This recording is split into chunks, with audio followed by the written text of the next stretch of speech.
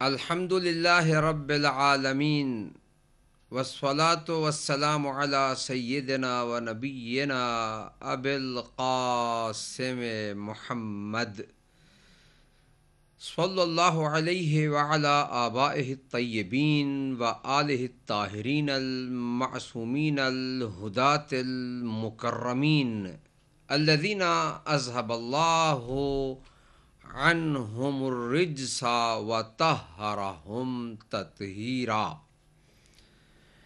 اما بعد فقد قال سبحانہ وتعالی فی کلامہ الاعلی بسم اللہ الرحمن الرحیم یا ایہا الرسول بلغ ما انزل الیک من ربک وَإِن لَّمْ تَفْعَلْ فَمَا بَلَّغْتَ رِسَالَتَهُ وَاللَّهُ يَعْصِمُكَ مِنَ النَّاسِ إِنَّ اللَّهَ لَا يَهْدِي الْقَوْمَ الْكَافِرِينَ صدق اللہ العلی العظیم۔ سامعین و ناظرین محترم، السلام علیکم ورحمۃ اللہ وبرکاتہ۔ آج یکم ذی الحج وہ نہایت مبارک اور مقدس دن ہے کہ جو تاریخ کے ایک ایسے عظیم واقعے کی یاد دلاتا ہے کہ جب دو نور یکجا ہوئے اور اللہ تعالیٰ نے ان کے یکجا ہونے کے نتیجے میں نسل رسول خدا صلی اللہ علیہ وآلہ وسلم کو قیامت تک باقی اور قائم رکھا۔ نسل طیب رسول خدا صلی اللہ علیہ وآلہ وسلم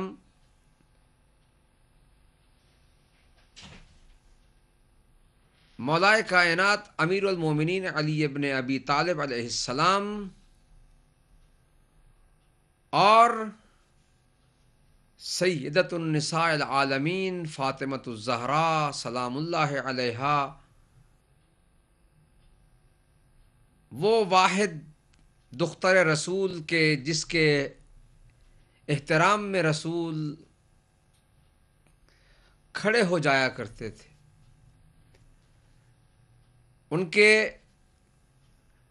عقد کی یہ تاریخ دراصل سلسلہ نسل پیغمبر گرامی قدر اسلام حضرت محمد مصطفیٰ صلی اللہ علیہ وآلہ وسلم کے استمرار و بقا اور دوام کی ضمانت بنی۔ یقیناً تاریخ اس حقیقت کی گواہی دیتی ہے کہ اللہ تعالیٰ نے ان دو وجود مولا امیر المومنین، مولا کائنات امیر المومنین علی علیہ السلام اور وجود سیدہ کائنات فاطمۃ الزہراء کو اپنے حبیب کی نسل کی بقا کا وہ ذریعہ بنایا کہ اللہ نے اور کسی کو یہ شرف عطا نہیں فرمایا کہ جس سے نسل رسول کو استمرار حاصل ہو سوائے سیدہ کائنات فاطمۃ الزہراء سلام اللہ علیہا کہ وہ ایک واحد اور اکلوتی رسول کی حقیقی بیٹی کہ جس سے سادات کی نسل چلی اور آج تک قائم ہے، اور سادات کرام کا وہ مقام کہ جو اس نسبت سے ہے کہ جو اللہ نے انہیں پیغمبر اکرم سے اور ان دو ہستیوں سے اتصال نسبی کی بنیاد پر عطا فرمائی، آج اس نسبت کی بہت بڑی قدر ہے۔ جہاں تک میں اس مناسبت سے بہرحال جو عرض کرنا چاہتا تھا، میں اس مناسبت سے اپنے تمام سامعین اور ناظرین کو ہدیہ تبریک پیش کرتا ہوں کہ اس واقعے سے ہمارے قلوب منور ہیں اور ہماری فکریں معطر ہیں اور ہماری زبانیں اس ذکر سے عبادت میں شامل ہیں۔ آج ذی الحج کی پہلی تاریخ ہم اس سلسلہ مقدسہ تفسیر خطبہ غدیر کا آغاز کر رہے ہیں۔ میں مسئلہ امامت و خلافت و ولایت و وصایت کے حوالے سے بحث میں اس مقام پر نہیں جاؤں گا، بلکہ صرف اور صرف ربط کلام کے لیے کچھ مطالب عرض کرنا ضروری سمجھوں گا تو ضرور عرض کروں گا، لیکن میری پوری توجہ اس خطبے پر رہے گی کہ جو سید الانبیاء والمرسلین حضرت محمد مصطفیٰ صلی اللہ علیہ وآلہ وسلم نے غدیر خم کے مقام پر حکم الہی کی تعمیل میں وہ خطبہ ارشاد فرمایا، اور اس حکم الہی کی تعمیل کے بعد جو کچھ ہوا وہ عرض کروں گا، اور اس خطبے سے متعلق اور مربوط مطالب کو ضمنی طور پر پیش کرنے کی سعادت حاصل کروں گا، اس امید کے ساتھ کہ جو سادات کرام بالخصوص میرا یہ بیان سن رہے ہیں وہ مجھے اپنی دعاؤں میں یاد رکھیں، کہ مجھے سادات کی دعائیں اور ان کی مقدس زبانوں سے نکلے ہوئے الفاظ کی بڑی قدر۔ سب سے پہلے میں نے جس آیہ مجیدہ کی تلاوت کا شرف حاصل کیا وہ آیات غدیر میں سے پہلی آیت ہے۔ یوں تو 3 آیتیں ہیں جو آیات غدیر یعنی غدیر سے متعلق آیات ہیں واضح طور پر۔ ایک تو یہی آیت جو سورہ مائدہ کی جس کی تلاوت کا شرف میں نے حاصل کیا ہے، جس میں یہ آیت نمبر 67 اس صورت میں ہے کہ جب بسم اللہ کو شمار نہ کیا جائے، اور اگر بسم اللہ کو شمار کیا جائے جو کہ مذہب اہل بیت ہے تو یہ 68 بنتی ہے۔ یا ایھا الرسول بلغ، اے رسول پہنچا دیجئے، ما انزل الیک من ربک، وہ حکم جو نازل کیا گیا ہے آپ کی طرف، آپ کے رب کی طرف سے۔ وَإِن لَّمْ تَفْعَلْ فَمَا بَلَّغْتَ رِسَالَتَهُ، اور اگر آپ نے یہ حکم نہ پہنچایا تو اللہ کی رسالت کا کوئی حکم نہ پہنچایا، کوئی کام نہ کیا۔ وَاللَّهُ يَعْصِمُكَ مِنَ النَّاسِ، اور اللہ آپ کو لوگوں کے شر سے بچانے والا ہے۔ ان اللہ لا یہدی القوم الکافرین، اے میرے حبیب اللہ کافر لوگوں کو ہدایت کی نعمت عطا نہیں فرماتا۔ ایک آیت۔ دوسری آیت اسی سورہ، یہ بھی عرض کرتا چلوں کہ پورے قرآن مجید میں واحد یہ آیت ہے کہ جو صرف ایک آیت ہے کہ جو بلغ کے صیغہ امر کے ساتھ موجود ہے۔ پورے قرآن میں ایک ہی آیت ہے کہ جو حضور کو خطاب فرماتے ہوئے اللہ تعالیٰ نے لفظ بلغ، پہنچا دیجئے حکم ہے۔ اس صیغہ امر کا استعمال اس انداز میں بلاغ کے اشتقاق سے صرف ایک مرتبہ ہوا ہے، اور وہ بھی یا ایھا الرسول کہہ کر، یعنی منصب کا حوالہ دے کر اللہ تعالیٰ نے حکم دیا کہ اے میرے حبیب، اے میرے نبی، اے میرے محبوب، یہ نہیں فرمایا، بلکہ کہا اے میرے رسول، اے رسول، یا ایھا الرسول، اے پیغام پہنچانے والے۔ تو یہ ایک منصب کے حوالے سے بات جب ہو تو اس کا معنی، مفہوم و مقصود وہی سمجھتا ہے کہ جس پر یہ حکم آئے۔ اس کی ذاتی شخصیت، اس کی ذاتی حیثیت، اس کی شخصی حیثیت ملحوظ نہیں، بلکہ اس کی منصبی حیثیت ملحوظ ہے۔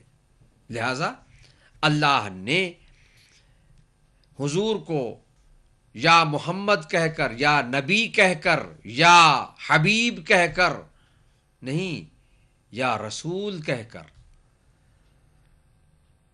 حکم دیا۔ یہ ایک پہلو ہے۔ اب آئیے آیات غدیر میں سے ایک دوسری آیت کی تلاوت کا شرف حاصل کرتا ہوں۔ میں ہمیشہ کوشش کرتا ہوں کہ قرآن مجید کی تلاوت کو، قرآن مجید کی ان عبارتوں کو، ان الفاظ کو جو لکھے ہوئے ہوں، دیکھ کر اپنی آنکھوں کی عبادت بھی کروں، ورنہ یہ آیتیں وہ معروف آیتیں ہیں کہ جو ہم ہر روز سنا اور پڑھا کرتے ہیں۔ الیوم اکملت لکم دینکم واتممت علیکم نعمتی ورضیت لکم الاسلام دینا۔ اس سے پہلے کیا ہے؟ الیوم یئس الذین کفروا من دینکم۔ ارشاد الہی ہے، بسم اللہ الرحمن الرحیم، الیوم یئس الذین کفروا من دینکم فلا تخشوہم واخشونی الیوم اکملت لکم دینکم واتممت علیکم نعمتی ورضیت لکم الاسلام دینا فمن اضطر فی مخمصۃ غیر متجانف لإثم فإن اللہ غفور رحیم۔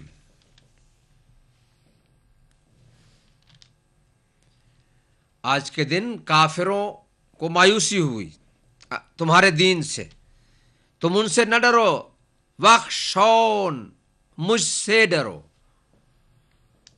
آج کے دن میں نے تمہارے لیے تمہارا دین مکمل کر دیا اور تم پر اپنی نعمت کو پورا کر دیا ہے، اور تمہارے لیے اسلام کو دین کے طور پر پسند کر لیا ہے۔ بس جو شخص، یہ الفاظ دراصل کسی معنی کی طرف اشارہ کرتے ہیں، یہ بے معنی اور بے مقصد نہیں ہے۔ جو شخص شدت کی بھوک میں بے قرار ہو جائے، یہ نہیں، جو شخص مضطر ہو جائے لیکن کسی گناہ کی طرف اس کا میلان نہ ہو، تو یقیناً اللہ تعالیٰ معاف کرنے والا اور بہت بڑا مہربان۔ اب اس کو میں تفسیر کی صورت میں نہیں، اس آیت کی تفسیر کو میں یوں بیان نہیں کروں گا کہ بحیثیت تفسیر قرآن کے، بلکہ اس کے متعلق جو ہمارا موضوع ہے اس سے مربوط مطالب پیش کرنے کی سعادت حاصل کروں گا۔ اور تیسری وہ آیت غدیر کو جس کا تعلق اس شخص سے ہے، سأل سائل بعذاب واقع۔ ایک بدبخت نے انکار کر دیا اور کہا یا رسول اللہ، آپ نے ہمیں خدا کے ماننے کا حکم دیا، آپ نے ہمیں اپنی نبوت کا کہا، آپ نے ہمیں قرآن کے کتاب الہی ہونے کا کہا، آپ نے ہمیں قیامت کا کہا، آپ نے ہمیں نماز کا حکم دیا، آپ نے ہمیں باقی احکام بتائے، ہم نے مان لیے۔ اب آخر جاتے جاتے آپ اپنے بھائی کو اپنا وصی بنا کر جا رہے ہیں، اپنا خلیفہ بنا کر جا رہے ہیں۔ اب میں کہا کرتا ہوں کہ اس کا یہ کہنا اس بات کی خود سے دلیل ہے کہ وہ بھی جانتا تھا کہ یہاں مولا کا معنی دوست نہیں ہے، حاکم ہے، وسیع ہے، خلیفہ ہے۔ اس سے وہ خلافت بلا فصل کا ثبوت ملتا ہے کہ اس نے کہا نہیں، میں نہیں مانتا ہوں، اگر یہ صحیح ہے تو پھر آپ اللہ سے کہیں کہ وہ مجھ پر عذاب نازل کرے۔ تاریخ اس حقیقت کی گواہ ہے کہ اس پر آسمان سے ایک پتھر آیا اور اسے وہ واصل جہنم کر گیا۔ اب یہاں پر واقعہ غدیر کی اہمیت معلوم ہوتی ہے۔ اللہ تعالیٰ نے دین کی تکمیل اس دن کی جس دن ولایت علی ابن ابی طالب علیہ السلام کا اعلان ہوا، حکم خدا سے پیغمبر اکرم نے اعلان فرمایا۔ اور کب کیا؟ آخری حج۔ یہ وہ حج ہے کہ جو پیغمبر اکرم نے ہجرت سے لے کر رحلت تک، وصال تک صرف یہی ایک ہی حج انجام دیا ہے۔ اس حج کے موقع پر مدینہ منورہ سے ایک بہت بڑا قافلہ لے کر حضور تشریف لائے، منزلیں طے کرتے ہوئے۔ اگرچہ کہتے ہیں کہ تاریخ میں لکھا ہوا ہے کہ مدینہ منورہ میں اس وقت چیچک یا ٹائیفائڈ کا مرض پھیلا ہوا تھا، لوگ بیماری کی وجہ سے حضور کے ساتھ کتنے لوگ جانا چاہتے تھے مگر نہ جا سکے۔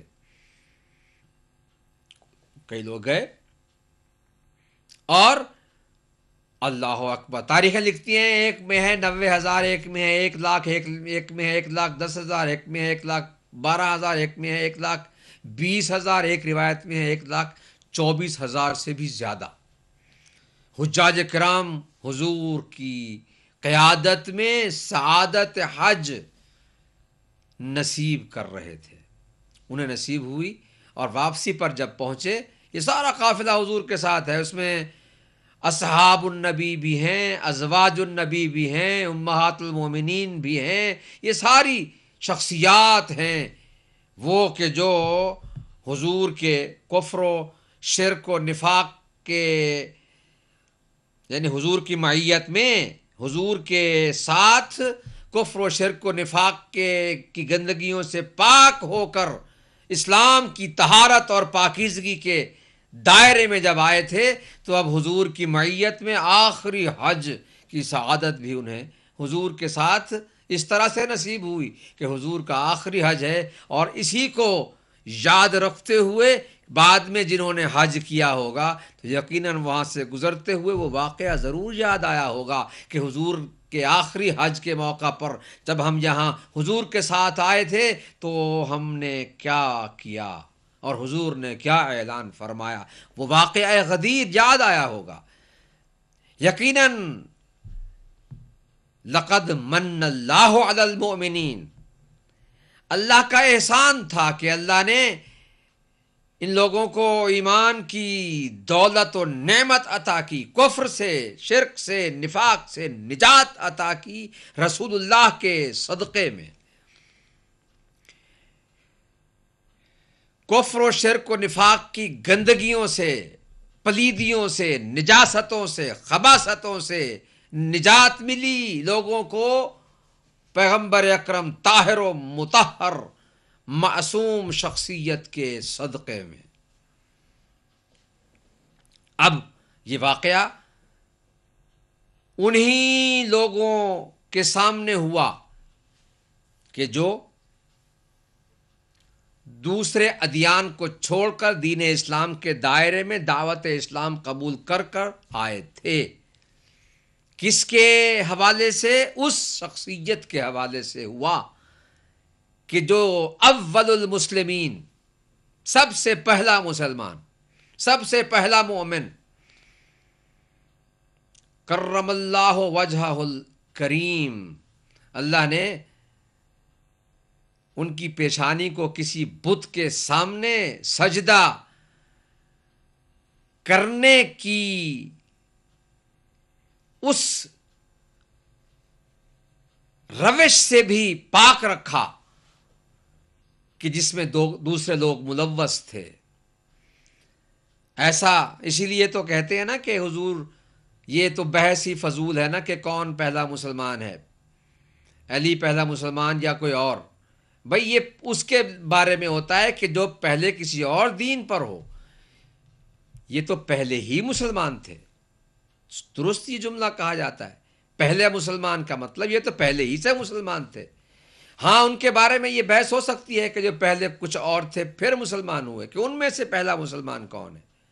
تو کیا فرق پڑتا ہے، کوئی بھی ہو. لیکن وہ شخصیت کے جو پہلے ہی سے مسلمان تھے وہ صرف علی ابن ابی طالب ہیں. وہ حضور نے فرمایا، اور اسے فریقین کی کتب معتبرہ میں لکھا ہوا ہے. تو اس شخصیت کی ولایت کے اعلان کا حکم جب وہاں پہنچا قافلہ حجاج پیغمبر اکرم کی قیادت میں، رئیس کاروان، امیر کاروان رسول گرامی کی ذات اقدس تھی. جب جوفا کے اس غدیر خم کے علاقے میں پہنچے تو وہاں پر حکم ہوا، اللہ نے حکم دیا، یا ایھا الرسول بلغ ما انزل الیک من ربک. اے میرے حبیب، اے میرے نبی نہیں، اے میرے رسول، پہنچا دو وہ حکم جو آپ پر نازل کیا گیا ہے آپ کے رب کی طرف سے. وَإِن لَمْ تَفْعَلْ فَمَا بَلَّغْتَ رِسَالَتَهُ. اور اگر آپ نے وہ حکم نہ پہنچایا تو آپ نے اللہ کا کوئی پیغام نہ پہنچایا. اب پیغمبر اکرم نے زندگی بھر اعلان بعثت سے پہلے، اعلان بعثت کے بعد، وصال تک، وَمَا يَنطِقُ عَنِ الْهَوَىٰ إِنْ هُوَ إِلَّا وَحْيٌ يُوحَىٰ.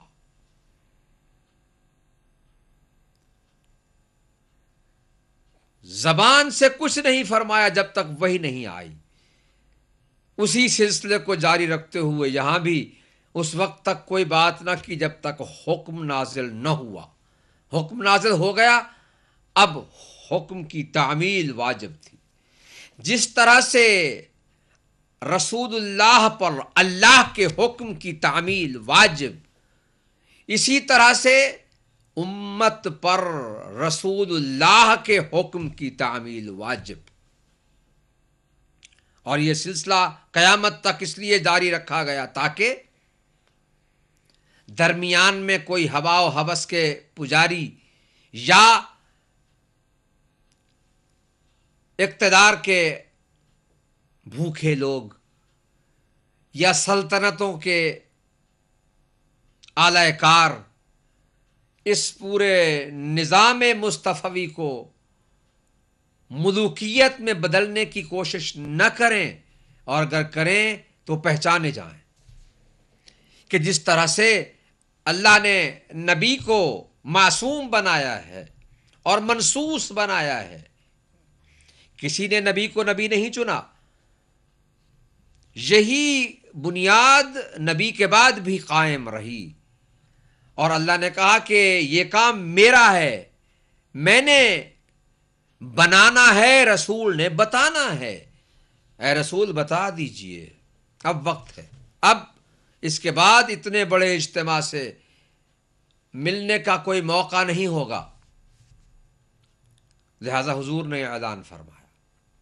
جتنے پیچھے جا چکے تھے، پیچھے رہ گئے تھے، ان کا انتظار کیا.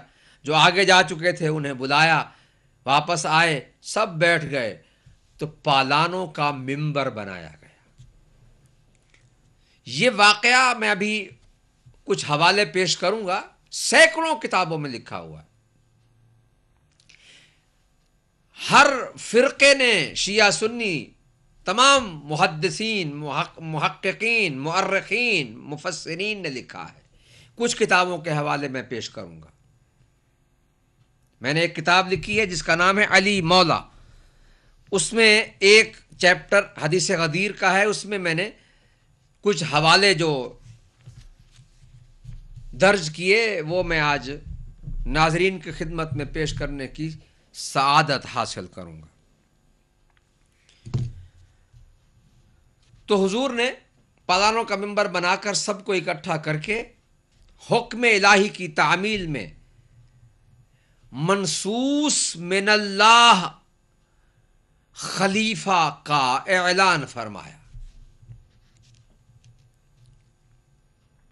اب وہ اعلان کیا ہے؟ اس اعلان سے پہلے جو خطبہ دیا وہ خطبہ بھی آج وہی خطبہ ہمارا موضوع کلام رہے گا 18 دن کی اس سیریز میں۔ 18 ذی الحجہ کو انشاءاللہ ہم واقعہ غدیر کے مبارک موقع کو یاد کرتے ہوئے ایک جشن منائیں گے، اور اس جشن میں عہد ولایت کی تجدید کریں گے۔ اب یہاں پر یہ بھی عرض کرتا چلوں کہ پیغمبر اکرم کے اس آخری حج کو حجۃ الوداع بھی کہا جاتا ہے، کہ اس کے بعد حضور نے کوئی اور حج نہیں کیا۔ حجۃ التبلیغ یا حجۃ البلاغ بھی کہا جاتا ہے، کہ اس میں اللہ کے حکم کو پہنچایا گیا جو آخری حکم الہی تھا۔ اس کے بعد اسے حجۃ الکمال بھی کہا جاتا ہے، کہ اس دن دین مکمل ہوا۔ حجۃ التمام بھی کہا جاتا ہے، کہ اس دن اللہ نے اپنی نعمتوں کے پورا ہونے کا اعلان فرمایا۔ تو یہ وہی آیت جو میں نے ابھی تلاوت کی ہے، اسی آیت کے حوالے سے اس حج کے مختلف نام ہیں۔ وداع اس لیے ہے کہ حضور نے اس کے بعد اس دنیا کو وداع کر دیا، اور آخری حج تھا۔ بلاغ یا ایھا الرسول بلغ کے حوالے سے، کمال الیوم اکملت لکم دینکم کے حوالے سے، اور حجۃ التمام واتممت علیکم نعمتی کے حوالے سے۔ تو یہ وہ عظیم واقعہ ہے کہ جسے مفسرین، محدثین اور محققین اور مؤرخین نے لکھا ہے۔ ان میں سے یوں تو ہمارے جو مذہب اہل بیت کے مفسر ہیں، محقق ہیں، محدث ہیں، مؤرخ ہیں، سب نے لکھا ہے، لیکن دوسرے مذاہب کے اور فرقوں کے مفسرین نے، مؤرخین نے اور محدثین نے اس واقعے کو، اس خطبے کے ان الفاظ کو، آیات کی تفسیر کو جو لکھا ہے کہ یہ آیت مولا علی کی ولایت کے اعلان کے وقت نازل ہوئی، اور یہ غدیر کا واقعہ، خطبے کے کچھ الفاظ، اور بعض نے مکمل خطبہ، بعض نے کچھ حصہ، اور بعض نے بہت کم، لیکن یہ حوالہ دیا کہ یہ غدیر کے دن اعلان ولایت کے وقت حضور نے خطبہ دیا تھا۔ میں چند ایک کے نام یہاں پیش کروں گا، اس کے بعد خطبے کے الفاظ کی تفسیر و تشریح کی سعادت حاصل کرنے کا آغاز کروں گا۔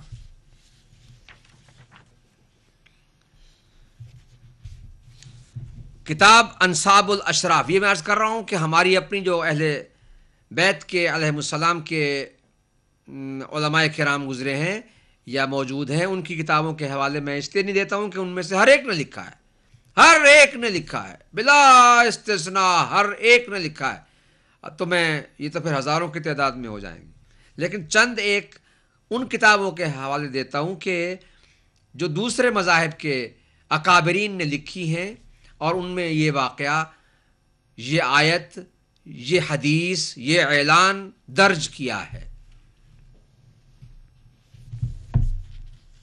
اب یہ چند ایک حوالے میں پیش کر رہا ہوں۔ انساب الاشراف بلازری کی، جو 279 میں انتقال کیا جنہوں نے، المعارف ابن قتیبہ کی، جو 267 ہجری میں انتقال کر گئے، الامامہ والسیاسہ، وہ بھی انہی کی ہے، ابن قتیبہ کی، انہوں نے بھی اس کو لکھا ہے۔ الملل والنحل شہرستانی کی، جو 548 ہجری کو انتقال کر گئے ہیں، انہوں نے لکھا ہے۔ اسد الغابہ ابن اسیر کی، جو 630 ہجری میں انتقال کر گئے۔ شرح و نہج البلاغہ ابن ابی الحدید کی، یہ میں اپنی کتاب سے ہی یہ حوالے پیش کر رہا ہوں کہ جو میں نے غالباً یہ کتاب 2003 میں شائع ہوئی، پھر 2003 میں دوبارہ شائع ہوئی، اور یہ علی مولا کے نام سے یہ کتاب بہت پرانی ہے۔ بہرحال اس کو 7-8 سال کا عرصہ ہو چکا ہے۔ مرآت الجنان یافعی کی جو 768 ہجری میں انتقال کر گئے، البدایہ والنہایہ ابن کثیر کی جو 774 ہجری میں انتقال کر گئے، تذکرۃ الحفاظ شمس الدین ذہبی کی، نہایت العرب فی فنون الادب نویری کی جو 833 میں ہجرت کر گئے، الاستیعاب ابن عبد البر کی جو 463 ہجری میں انتقال کر گئے، الاصابہ فی تمییز الصحابہ ابن حجر عسقلانی کی جو 853 ہجری میں انتقال کر گئے، تہذیب التہذیب ابن حجر عسقلانی کی، الفصول المہمہ ابن صباغ مالکی کی جو 855 ہجری میں انتقال کر گئے، السیرۃ الحلبیہ نور الدین حلبی کی جو 1044 میں انتقال کر گئے۔ ان کے علاوہ ابن اسحاکر نے، خطیب بغدادی نے، طبری نے اپنی تاریخ میں، ابن خلقان نے اور ابن الشیخ البلوی نے الف با میں لکھا ہے۔ ابن خلدون نے اپنے مقدمہ میں، جلال الدین سیوطی نے اور دیگران۔ اب یہاں پر محدثین کے بھی کچھ نام پیش کر دوں تو مناسب رہے گا۔ مذہب شافعی کے امام ابو عبداللہ محمد بن ادریس نے، حنبلی فرقہ کے پیشوا امام احمد بن حنبل نے، ابن ماجہ نے سنن میں، ترمذی نے صحیح میں، نسائی نے خصائص میں، ابو یعلا موصلی نے اپنے مسند میں، بغوی نے سنن میں، دولابی نے الکنا والسما میں،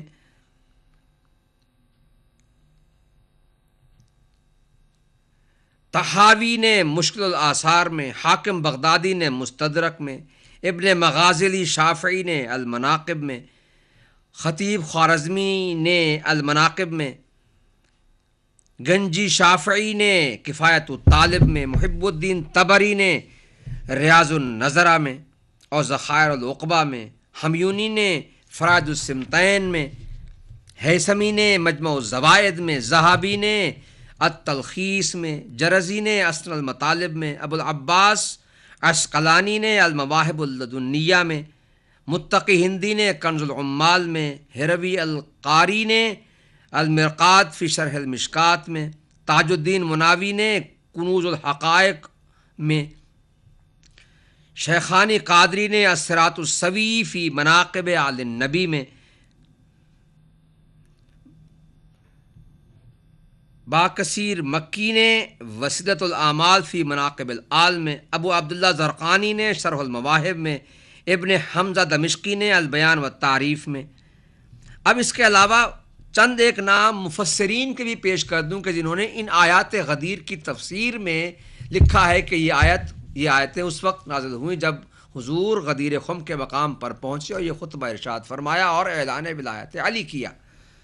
سنیے، طبری نے تاریخ طبری اور تفسیر طبری دونوں، طبری نے اپنی تفسیر میں، ثعلبی نے اپنی تفسیر میں، واحدی نے اپنی تفسیر میں، قرطبی نے اپنی تفسیر میں، فخر الدین رازی نے، امام المشککین انہیں کہا جاتا ہے، ہر چیز میں شک کرتے تھے لیکن انہوں نے بھی لکھا ہے۔ ابن کثیر نے تفسیر، مفسر ہے معروف ابن کثیر، یہ سب دوسرے فرقوں کے ممتاز اور جید مفسرین میں ان کا شمار ہوتا ہے۔ نشا پوری نے اپنی تفسیر میں، آلوسی بغدادی نے اپنی تفسیر میں اس واقعے کو ذکر کیا ہے۔ اسی طرح علم عقائد و علم کلام کے ماہرین نے بھی، وہ بھی دلچسپی سے خالی نہیں کہ دوسرے مذاہب کے محترم، مستند اور موثق ماہرین علم کلام یعنی ماہرین علم عقائد نے بھی لکھا ہے۔ ان میں سے چند نام پیش کرتا ہوں۔ قاضی ابو بکر باقلانی بصری نے، قاضی عبد الرحمن شافعی نے، سید شریف جرجانی نے، بیضاوی نے، تفتازانی نے، کوشجی نے اور قاضی نجم محمد شافعی نے، اور یہ ایک اور لمبی فہرست میرے سامنے ہے. میں نہیں چاہتا ہوں کہ اس لمبی فہرست کو بیان کروں، لیکن آج صرف آغاز میں چونکہ تمہیدی بیان ہے اس لیے میں نے یہ ضروری سمجھا کہ یہ بیان کروں کہ یہ واقعہ غدیر صرف اہل بیت علیہم السلام کے پیروکار علماء کرام نے ہی نہیں بلکہ دوسرے مذاہب کے علماء کرام نے بھی اپنی کتابوں میں اسے درج کیا، تحریر کیا، اعتراف کیا، اقرار کیا اور اس کی حقیقت کو واضح کیا آئندہ آنے والی نسلوں کے سامنے، تاکہ کوئی اگرچہ درمیان میں کچھ لوگ مولا کے لفظ پر بحث کرتے ہوئے شک ڈالنے کی کوشش تو کرتے ہیں، یہ تو ہوتا ہے، لیکن اس سے ہم گھبرانے والے نہیں ہیں. ہم تو یہ چاہتے ہیں کہ حق بیان ہو، واضح ہو. خطبہ غدیر جو رسول اللہ کی زبان مبارک سے ارشاد ہوا اس کے الفاظ کیا ہیں؟ دیکھیے، پیغمبر اکرم نے جب بھی کوئی اہم ترین بات، یوں تو سب باتیں ان کی اہم ہیں، لیکن کوئی خصوصیت کے ساتھ کسی بات کو بیان کرنا چاہتے تھے امتیازی صورت میں، امتیازات تو یقیناً ہر کلام میں اور متکلم کے لیے ہوتے ہیں. یوں تو پیغمبر اکرم کا ہر کلام، ہر سخن، ہر بات امتیازی ہے، لیکن خصوصیت موضوع کے حوالے سے ایک ایسا خطاب جب بھی حضور نے ارشاد فرمایا تو پہلے حمد الہی بجا لائی. اسلوب بیان دیکھیے، اعلان ولایت علی ابن ابی طالب علیہ السلام کرنے کے لیے پیغمبر اکرم نے کس طرح سے آغاز کیا بیان کا. سب سے پہلے حمد خدا. اب وہ ذرا سنیے، میں چاہتا ہوں کہ خطبے کا آغاز آج کر دوں اور انشاءاللہ کل اور پھر 18 تک انشاءاللہ یہ سلسلہ جاری رہے گا، اور اس پر جو کچھ سوالات ذہن میں آئیں گے تو وہ بھی میں ان کے جوابات ضمنی طور پر عرض کرتا چلا جاؤں گا، ورنہ میرا موضوع کلام صرف خطبہ غدیر ہے، وہ خطبہ کے جس کی ابتدا حمد الہی سے ہوئی اور جس کی انتہا اعلان ولایت علی ابن ابی طالب علیہ السلام سے ہوئی. اس کی انتہا اعلان ولایت پر ہوئی، اس طرح سے ہوئی کہ اس کے بعد تمام حجاج کرام، صحابہ کرام جو بھی وہاں موجود تھے، سب نے مولائے کائنات، امیر المومنین، امام المتقین علی ابن ابی طالب علیہ السلام کے دست مبارک پر بیعت کی حضور کے سامنے. اب ظاہر ہے کہ جو حضور کے سامنے بیعت ہو جائے اس کا تو پھر کوئی انکار نہیں کر سکتا ہے، کیونکہ وہ ہیں گواہ. اب اتنے بڑے شاہد اور گواہ کے سامنے بیعت کر کے کون انکار کر سکتا ہے؟ اسی لیے تو مولائے کائنات نے حضور کے وصال کے بعد مختلف مقامات پر صحابہ کرام کو وہ واقعہ یاد دلایا اور قسم دی، میں تمہیں اللہ کی قسم دیتا ہوں، کیا تمہیں یاد نہیں ہے کہ حضور نے جب اعلان کیا تو تم لوگوں نے میری بیعت کی اور وہاں پر میری ولایت کا اعلان ہوا. اب کیا ہو گیا ہے؟ اب یہاں پر اس بات کی، یہ سب واقعات اس بات کی دلیل ہیں کہ اللہ تعالیٰ نے جو اعلان کروایا وہ دوستی کا، محبت کا اور عام اس طرح کے رشتوں کا اعلان نہیں تھا، منصب کا اعلان تھا، عہدے کا اعلان تھا. پیغمبر اکرم کے بعد منصب ہدایت کو سنبھالنے کے لیے اس اہل ترین فرد کا اعلان تھا کہ جس نے زمام امور ہاتھ میں لے کر کائنات میں اللہ کے حکم کو عملی طور پر نافذ کرنا ہے. اور یہ بھی میں عرض کر دوں کہ ہم ائمہ معصومین علیہم السلام کے حوالے سے کسی ایک کے بارے میں نبوت قائل عقیدہ نہیں رکھتے ہیں، ہم خاتم النبیین پیغمبر اکرم کو مانتے ہیں، ان کے بعد لا نبی بعدی کے مطابق ہم کہتے ہیں کہ کوئی نبی نہیں۔ ہم پہلا امام علی ابن ابی طالب کو مانتے ہیں، اور آخری امام زمان علیہ السلام جو آج ان کی امامت کا دور ہے وہ پردہ غیبت میں ہے، جب اللہ چاہے گا انہیں ظاہر فرمائے گا۔ اسی لیے میں کہتا ہوں کہ خود وجود امام زمانہ علیہ السلام دلیل ہے اس بات کی کہ پیغمبر اکرم کے بعد جس کو بھی یہ ذمہ داری سونپی جائے اسے منصوص من اللہ ہونا چاہیے۔ یہ خود دلیل ہے اس بات کی۔ کبھی اس موضوع پر بیان کروں گا، امام زمانہ علیہ السلام کے موضوع پر کبھی کچھ عرض کرنے کی سعادت حاصل کروں گا، مگر آج میں یہ کہتا ہوں کہ ان کے ظہور کا انتظار اس بات کی دلیل ہے کہ وہ اذن الہی کے ساتھ، اذن الہی کے بعد تشریف لائیں گے، اذن الہی کے ساتھ غائب ہوئے، اذن الہی کے ساتھ ظاہر ہوں گے۔ لہذا بنیادی طور پر یہ نص کا ثبوت دیتا ہے کہ اس کا اختیار اللہ کو ہے، جس وقت ظاہر کرے، جس وقت غائب کرے، جس کو بنائے، جہاں بنائے، جب بنائے، جب تک بنائے، یہ اس کا اختیار ہے، کسی کو اختیار نہیں، کسی بندے کو اختیار نہیں ہے کہ وہ اللہ کے دین کا محافظ، مبلغ اور اللہ کے دین کا ہادی خود منتخب کرے۔ کسی بندے کو، کسی قوم کو، کسی فرد کو، کسی شعبے کو، کسی قوم کو، کسی ملت کو یہ حق حاصل نہیں ہے۔ اللہ کا کام اللہ خود کرتا ہے، وہی بناتا ہے، وہی بھیجتا ہے۔ اسی لیے خطبہ غدیر کے ان الفاظ میں پیغمبر اکرم نے سب سے پہلے حمد الہی سے آغاز کیا۔ اللہ اکبر! روش دی جا رہی ہے ہمیں کہ جب بھی خطبہ دو، خطاب کرو تو اس طرح سے کرو، یہ سنت رسول ہے۔ حمد الہی، جتنی بھی چیزیں یہاں بیان ہوئی ہیں یہ عملی طور پر ہمیں ایک سنت اور طریقہ اور روش کی تعلیم دے رہی ہے۔ حمد الہی۔ آج میں اسی کے ساتھ چند جملے پڑھ کر اپنے موضوع کو شروع کرتا ہوں۔ خطبہ غدیر، وہ خطبہ کہ جو پیغمبر اکرم صلی اللہ علیہ وآلہ وسلم نے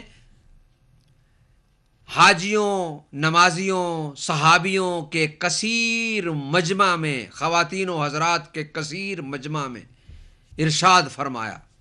مولا علی کی ولایت، وصایت اور خلافت کے اعلان سے پہلے جو خطبہ دیا وہ یہ تھا، جس میں حمد الہی، بسم اللہ الرحمن الرحیم، الحمد للہ الذی علا فی توحدہ ودنا فی تفردہ وجل فی سلطانہ وعظم فی ارکانہ وأحاط بكل شيء علما وهو في مكانه وقهر جميع الخلق بقدرته وبرهانه حميدا لم يزل محمودا لا يزال ومجيدا لا يزول ومبدعا ومعيدا وكل أمر إليه يعود۔ ارشاد نبوی، حمد الہی، حمد ہے اللہ کی۔ یہ یاد رکھیے کہ الحمدللہ جب کہا جاتا ہے تو یہاں لام اختصاص کا ہے، للہ ہے، مختص ہے، حمد صرف اسی کی ہے۔ یہ لفظ اختصاص اس مطلب اور حقیقت کی طرف ہمیں متوجہ کرتا ہے کہ حقیقی حمد مخصوص ہے اللہ کے لیے۔ جتنی کسی کی آپ تعریف کریں لیکن اس کی تعریف پلٹ پلٹ کر اللہ کی طرف جائے گی کہ اس نے اسے یہ حسن دیا، اس نے اسے یہ جمال دیا، اس نے اسے یہ کمال دیا، اس نے اسے یہ عظمت عطا کی۔ وہ وجود کہ جو بنیاد ہے تمام صفات کے لیے، وہ اللہ کا عطا کردہ ہے۔ وہ قدرتیں، وہ اختیارات، وہ طاقتیں جو انسان کے وجود میں موجود ہیں، انہیں اللہ عطا کرنے والا ہے۔ اعلان ولایت علی علیہ السلام سے پہلے جس حمد کا ذکر پیغمبر اکرم نے فرمایا، فرماتے ہیں الحمدللہ، حمد ہے مخصوص، صرف اور صرف حقیقی حمد اللہ کے لیے ہے۔ کرتے رہو کسی کے حسن و جمال اور کمال کی تعریفیں، مگر جب حقیقی حمد کی بات آئے گی تو اس کا اختصاص صرف اللہ سے ہے۔ کوئی شخص اور اس لائق ہی نہیں ہے کہ اس کی حقیقی حمد کی جائے۔ وہ ذات پروردگار ہے کہ جو تمام حمد و محامد کی سزاوار ہے، لائق ہے۔ الذی علا فی توحدہ، جو اپنی وحدانیت میں بلند ہے۔ کیا ہے کوئی دنیا میں ایسا کہ جو وحدانیت کی ذاتی صفت کا حامل ہو سوائے اللہ کے؟ علا فی توحدہ، اپنی یکتائی میں، اپنی وحدانیت میں، اپنے ایک ہونے میں بلند ہے۔ کون ہے کہ جو اس کی یکتائی کو، اس کے ایک ہونے کو شمار کر سکے، اس کے ایک ہونے کی عظمت کو جان سکے؟ وہ بلند ہے۔ اسی لیے تو مولا کائنات نے فرمایا تھا الحمدللہ الذی لا یبلغ مدحتہ القائلون، حمد ہے اس اللہ کی کہ جس کی حمد کو حمد کرنے والے پہنچ ہی نہیں سکتے ہیں، اس کی مدحت ہی نہیں کر سکتے ہیں۔ یہ حمد اور مدحت کا فرق کبھی بیان کروں گا، ابھی صرف یہی کہنا چاہتا ہوں کہ ہر تعریف، حمد کہتے ہیں اس صفت کو، اس تعریف کو کہ جو کسی کے اختیاری فعل پر کی جائے، بیان کر ہی دوں، اور مدحت اسے اس صفت کو کہتے ہیں کہ جو اختیاری اور غیر اختیاری دونوں کے لیے ہو۔ مثلا پھول بہت خوبصورت ہے، اس کی خوشبو بہت اچھی ہے، یہ اس کی کسبی و اکتسابی نہیں ہے، اس نے حاصل نہیں کی ہے، اسے عطا کی گئی ہے۔ لیکن حمد اللہ کی، یعنی اس کے تمام امور اختیاریہ وہ ایسے ہیں کہ جو اس قابل ہے کہ ہر حمد حقیقی کو اس کے ساتھ مختص کر دیا جائے۔ الحمد، حضور نے فرمایا الحمدللہ الذی علا فی توحدہ، حمد ہے اللہ کے لیے مخصوص، حمد مختص ہے اللہ کے لیے، الذی علا فی توحدہ، جو اپنی یکتائی اور وحدانیت اور ایک ہونے میں بلند ہے۔ وَدَنَا فِي تَفَرُّدِهِ، یہ توحد اور تفرد یہ ایک ایسے فصیح و بلیغ الفاظ ہیں کہ جن سے ذات کردگار میں یکتائی کا پایا جانا حقیقی معنی میں سامنے آتا ہے اور ثابت و ظاہر ہوتا ہے۔ فردیت یعنی تنہائی، یکتائی، فرد فردیت، واحد وحدانیت، توحد اور تفرد، اس کو سمجھنے کے لیے ذرا سا انسان اگر غور کرے تو معلوم ہو جاتا ہے کہ پیغمبر اکرم نے اللہ کی صفت وحدانیت و فردانیت کو کس طرح سے بیان فرمایا ہے۔ وہ فردیت، وہ وحدانیت، وہ توحد، وہ تفرد کہ جو مخصوص ہے علا فی توحدہ وَدَنَا فِي تَفَرُّدِهِ، حمد ہے اس کے لیے کہ جو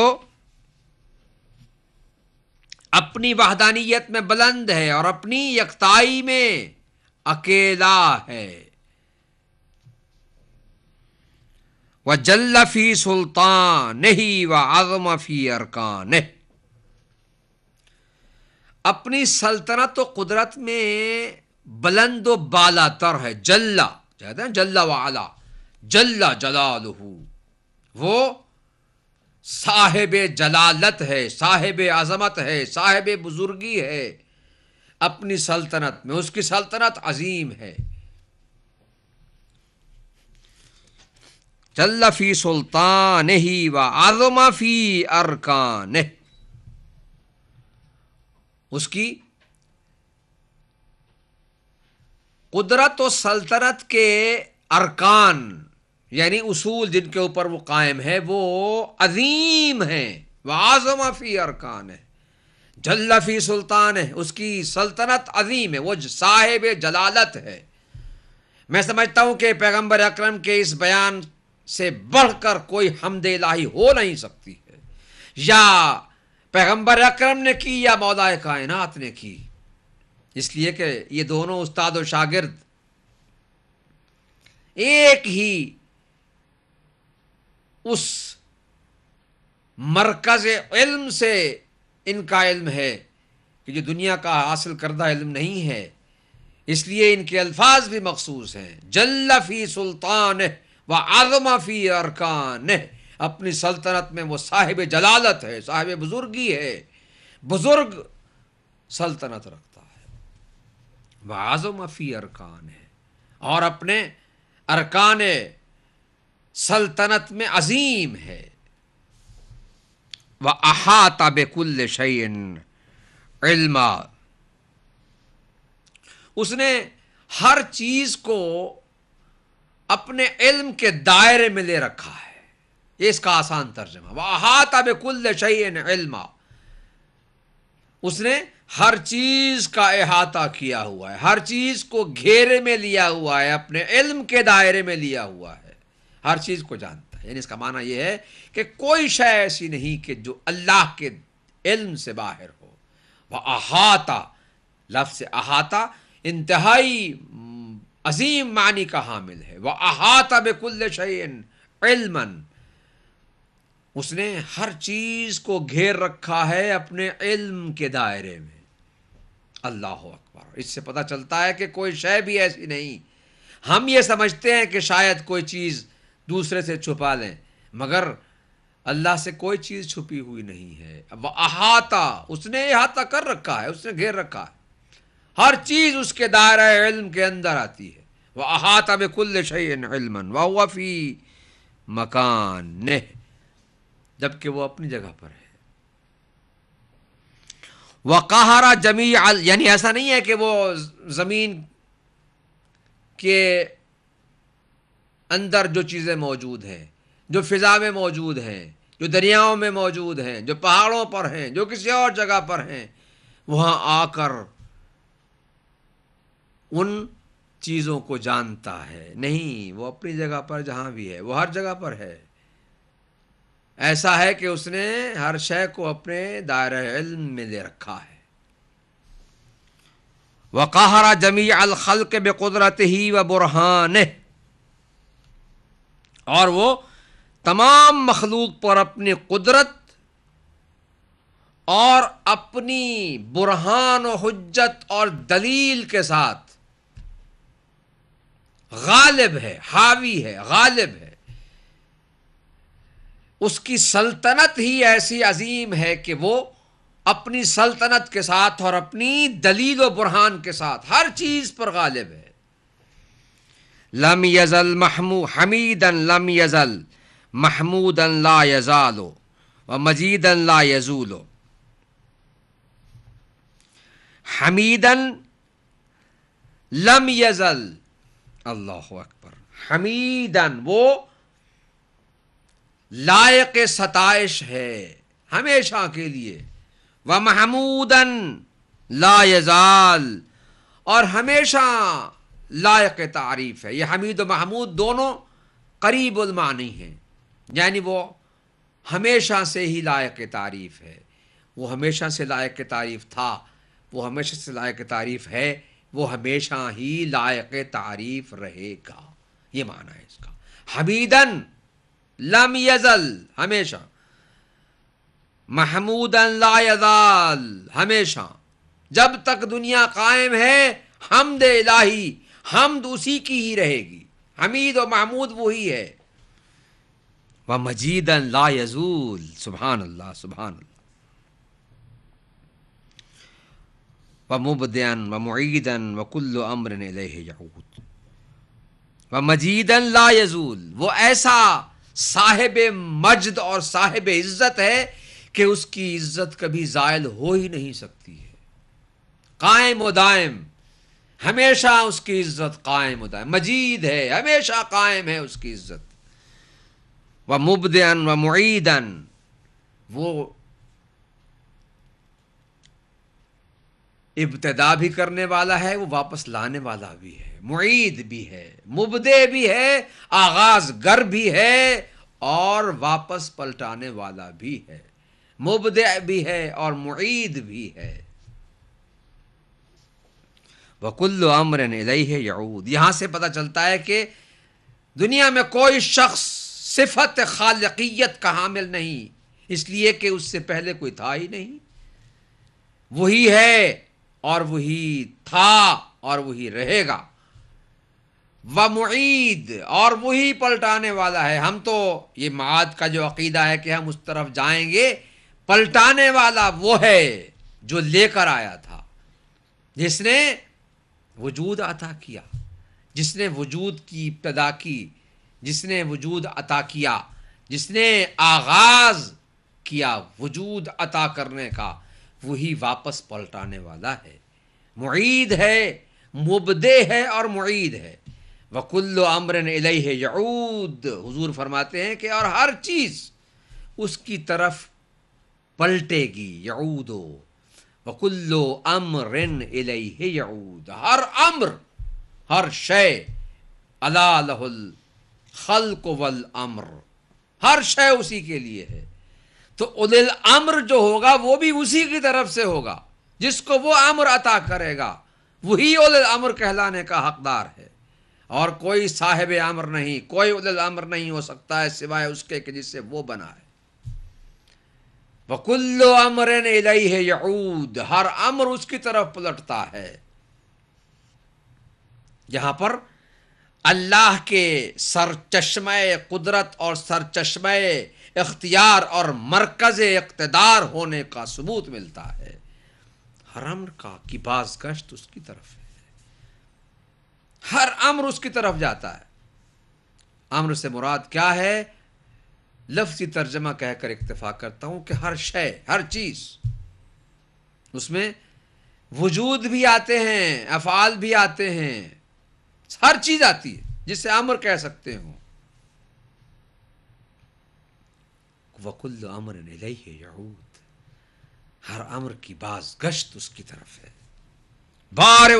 بارئ المسموقات وداحِ المدحوات وجبار الارضین والسماوات۔ اب یہاں پر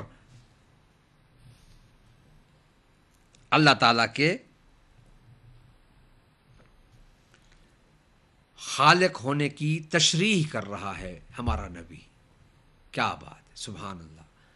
یہ الفاظ زبان وحی کی ترجمانی کے علاوہ اور کوئی نہیں ادا کر سکتا ہے۔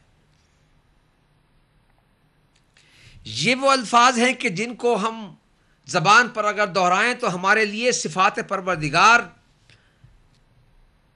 ظہور پذیر ہوتی ہیں اور ہمیں ان حقائق سے آگاہی حاصل ہوتی ہے۔ بارئ الخالق اور بارے میں تھوڑا سا فرق ہے، باریکی ہے اس میں، لیکن جو ابتدائی طور پر وجود عطا کرنے والا ہو،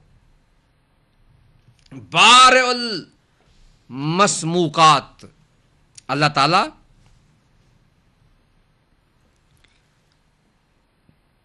ان چیزوں کو کہ جو بندھی ہوئی ہے انہیں شگافتہ کرنے والا ہے۔ یہ ایک اصطلاح ہے، بلاغت کلام اس پر ختم ہو جاتی ہے کہ حضور نے جس طرح سے اللہ کی پہچان کروائی وہ بارئ المسموقات ہے۔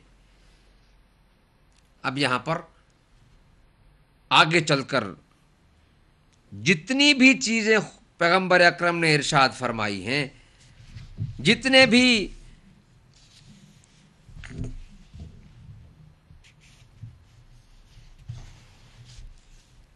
کائنات میں جو کچھ بھی ہے، اس کی اگر ہم لفظی تعریف کریں، جو میں ان الفاظ کی تعریف کا ترجمہ کرتا ہوں، وہ یہ ہے کہ کائنات کے ذرے ذرے کا خالق اللہ ہے، بارئ المسموکات، ہر ذرے کا خالق اللہ ہے، اور وداخل مدحوات، یعنی ہر وہ شے کہ جسے ہم ایک فرش کی صورت میں تصور میں لائیں، فرش کو بچھانے والا وہی ہے، آسمان کی کو چھت کی صورت میں اور زمین کو فرش کی صورت میں وجود عطا کرنے والا وہی اللہ ہے۔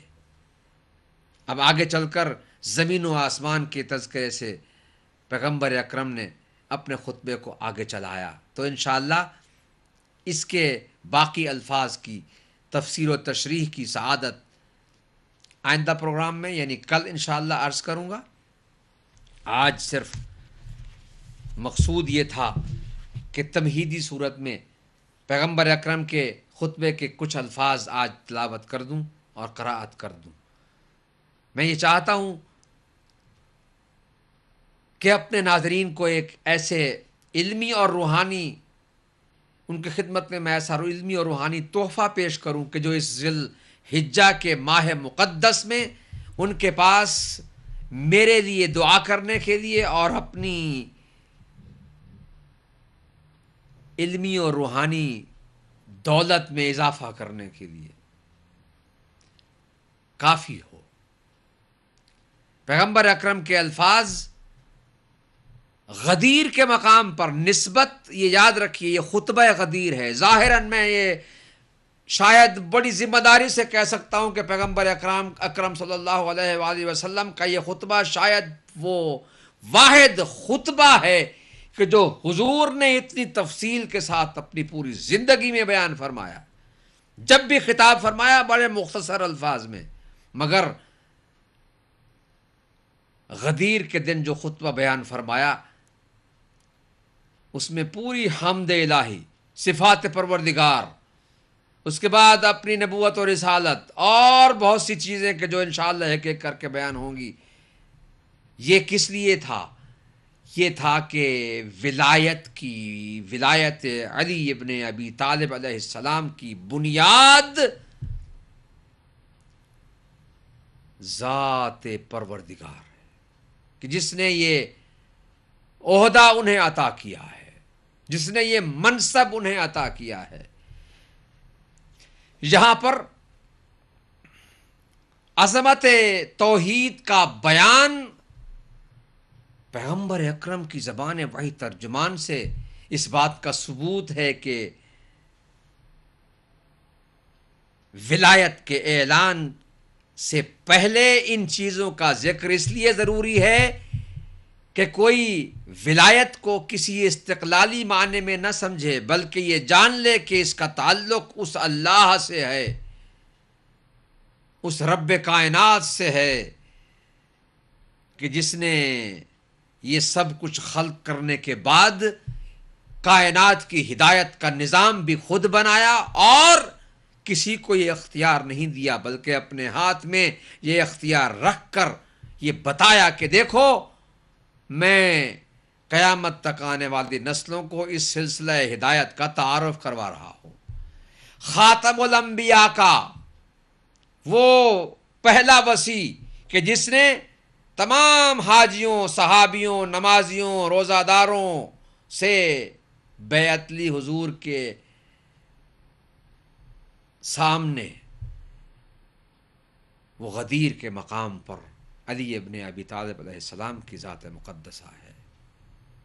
ہمارا سلام ہو مولا کائنات کی ذات والا صفات پر کہ جس کے صدقے میں یوں کہوں کہ دین کی تکمیل کا اعلان ہوا، اور جس کی ولایت کے اعلان کے نتیجے میں اللہ نے اپنی نعمتوں کو پورا کر کے ہمیں دین اسلام عطا فرمایا۔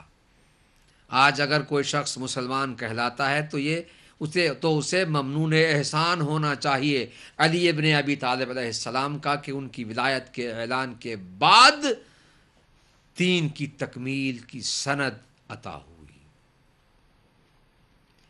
میں انشاءاللہ کل اپنے اسی سلسلہ تفسیر خطبہ غدیر کو جاری رکھتے ہوئے انشاءاللہ آئندہ ان کلمات کی تشریح کروں گا کہ جو یہاں تک جو پہنچے ہیں اس سے آگے پہلا چیپٹر اللہ کی وحدانیت کے حوالے سے ہے۔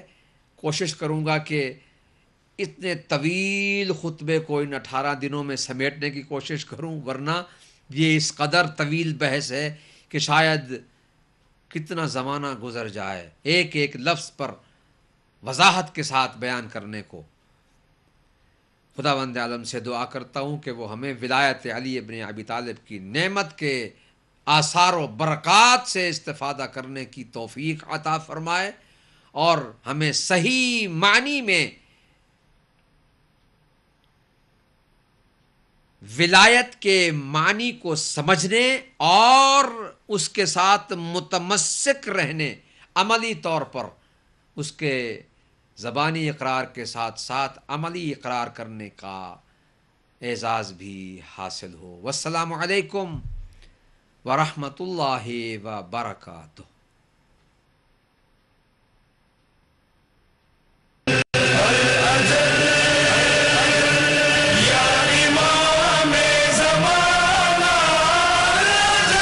والسلام علی سیدنا و نبینا ابی القاسم محمد صلی اللہ علیہ وعلی آبائہ الطیبین و آلہ الطاہرین المعصومین الہداة المکرمین الذین اذہب اللہ عنہم الرجس و طہرہم تطہیرا۔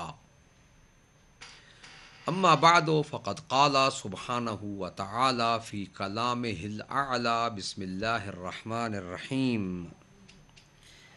یا ایہا الرسول بلغ ما انزل الیک من ربک وإن لم تفعل فما بلغت رسالتہ واللہ یعصمک من الناس ان اللہ لا یہدی القوم الکافرین۔ صدق اللہ العلی العظیم۔ سامعین و ناظرین محترم، السلام علیکم ورحمۃ اللہ وبرکاتہ۔ تفسیر خطبہ غدیر کے حوالہ سے ہم نے جو بحث شروع کی ہے وہ ان الفاظ اور کلمات مقدسہ کی تشریح ہے کہ جو پیغمبر اکرم خاتم الانبیاء محمد مصطفیٰ صلی اللہ علیہ وآلہ وسلم نے اپنے آخری حج، اگرچہ ہجرت کے بعد رحلت تک پہلا اور آخری حج، لیکن اسے آخری حج اس لیے کہا جاتا ہے کہ اس کے بعد پیغمبر اکرم صلی اللہ علیہ وآلہ وسلم انتقال فرما گئے۔ تو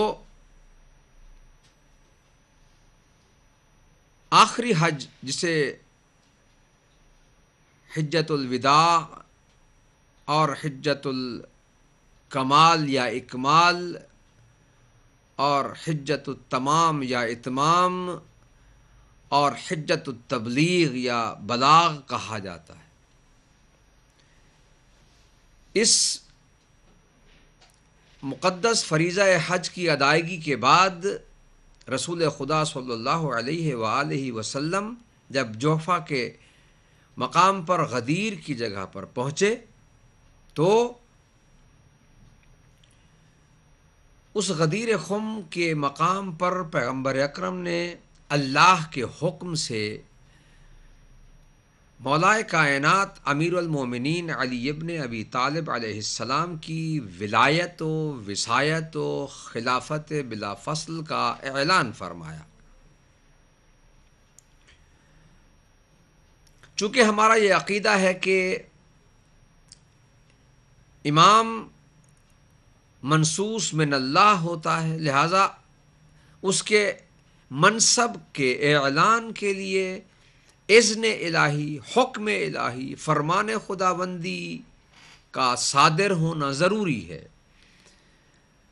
کیونکہ جس نے پیغمبر اکرم خاتم الانبیاء صلی اللہ علیہ وآلہ وسلم کے منصب کی اور مشن کی تکمیل اور استمرار، تکمیل کا معنی یہ نہیں ہے کہ خدا نخواستہ ان کا منصب نامکمل تھا، بلکہ اسی دن مکمل ہوا، اعلان ولایت کے بعد دین مکمل ہو گیا، منصب الہی رسالت اور نبوت تک حضور کے پاس رہا، اور اب امامت و ولایت جو حضور کی نیابت ہے وہ اللہ نے اپنے نبی کے ذریعے، اپنے رسول کے ذریعے منصب رسالت کا حوالہ دیکھ کر اعلان فرمایا۔ مولا کائنات علی علیہ السلام کی ولایت و وصایت و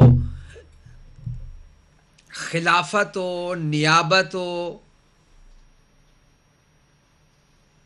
نمائندگی کہ جو اللہ نے عطا فرمائی۔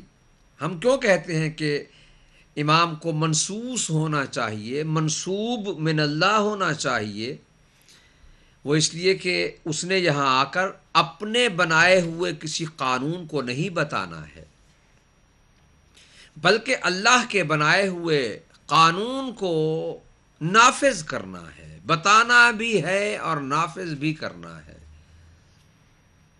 پیغمبر اکرم صلی اللہ علیہ وآلہ وسلم نے اپنی حیات مبارکہ میں اس دین کو نافذ کیا، اور اس دین کے نفاذ کی ضمانت ایسی ہستی کے پاس ہونی چاہیے کہ جسے اللہ معین فرمائے۔ لہذا ہم یہ قائل ہیں کہ معصوم، امام کا معصوم ہونا، امام کا منصوص اور منصوب ہونا من اللہ ضروری ہے، تاکہ تنفیذ احکام الہیہ میں کوئی خطا واقع نہ ہو، کوئی غلطی واقع نہ ہو جائے، کوئی اشتباہ سرزد نہ ہو جائے، کہیں ایسا نہ ہو کہ وہ کچھ کہنا چاہتے ہوں اور کر کچھ دیں۔ اس لیے معصوم ہونا ضروری ہے۔ اس کا مطلب یہ نہیں ہے کہ ان پر وحی آتی ہے، نہیں، نبوت کا سلسلہ چونکہ پیغمبر اکرم صلی اللہ علیہ وآلہ وسلم خاتم الانبیاء تک ختم ہو گیا، اب سلسلہ وحی منقطع ہو جاتا ہے، اب بات آتی ہے اس وحی کی حفاظت کی، اس وحی کی ترجمانی کی، اس وحی کے نفاذ و تنفیذ کی، اس وحی کے اجراء کی۔ لہذا وہ کون ہونا چاہیے؟ وہ ہستی اللہ کی طرف سے معین و منصوب ہو۔ لہذا ہم یہ عقیدہ رکھتے ہیں کہ امام معصوم منصوب من اللہ ہوتا ہے، منصوص من اللہ ہوتا ہے، اس کا تعین اللہ کی طرف سے ہوتا ہے۔ غدیر خم کے مقام پر جب پیغمبر اکرم صلی اللہ علیہ وآلہ وسلم کا قافلہ پہنچا، 90,000 تھے یا 1,00,000 تھے یا 1,10,000 تھے یا 1,12,000 تھے یا 1,24,000 تھے یا 1,24,000 سے کچھ زیادہ تھے، ایک جمع غفیر تھا۔ اللہ نے حکم دیا، اے میرے حبیب یا ایھا الرسول بلغ، اے رسول پہنچا دیجئے، ما انزل الیک من ربک، جو کچھ آپ پر آپ کے رب کی طرف سے نازل کیا گیا ہے وہ پہنچا دیجئے۔ پیغمبر اکرم نے اللہ کے حکم پر عمل کرتے ہوئے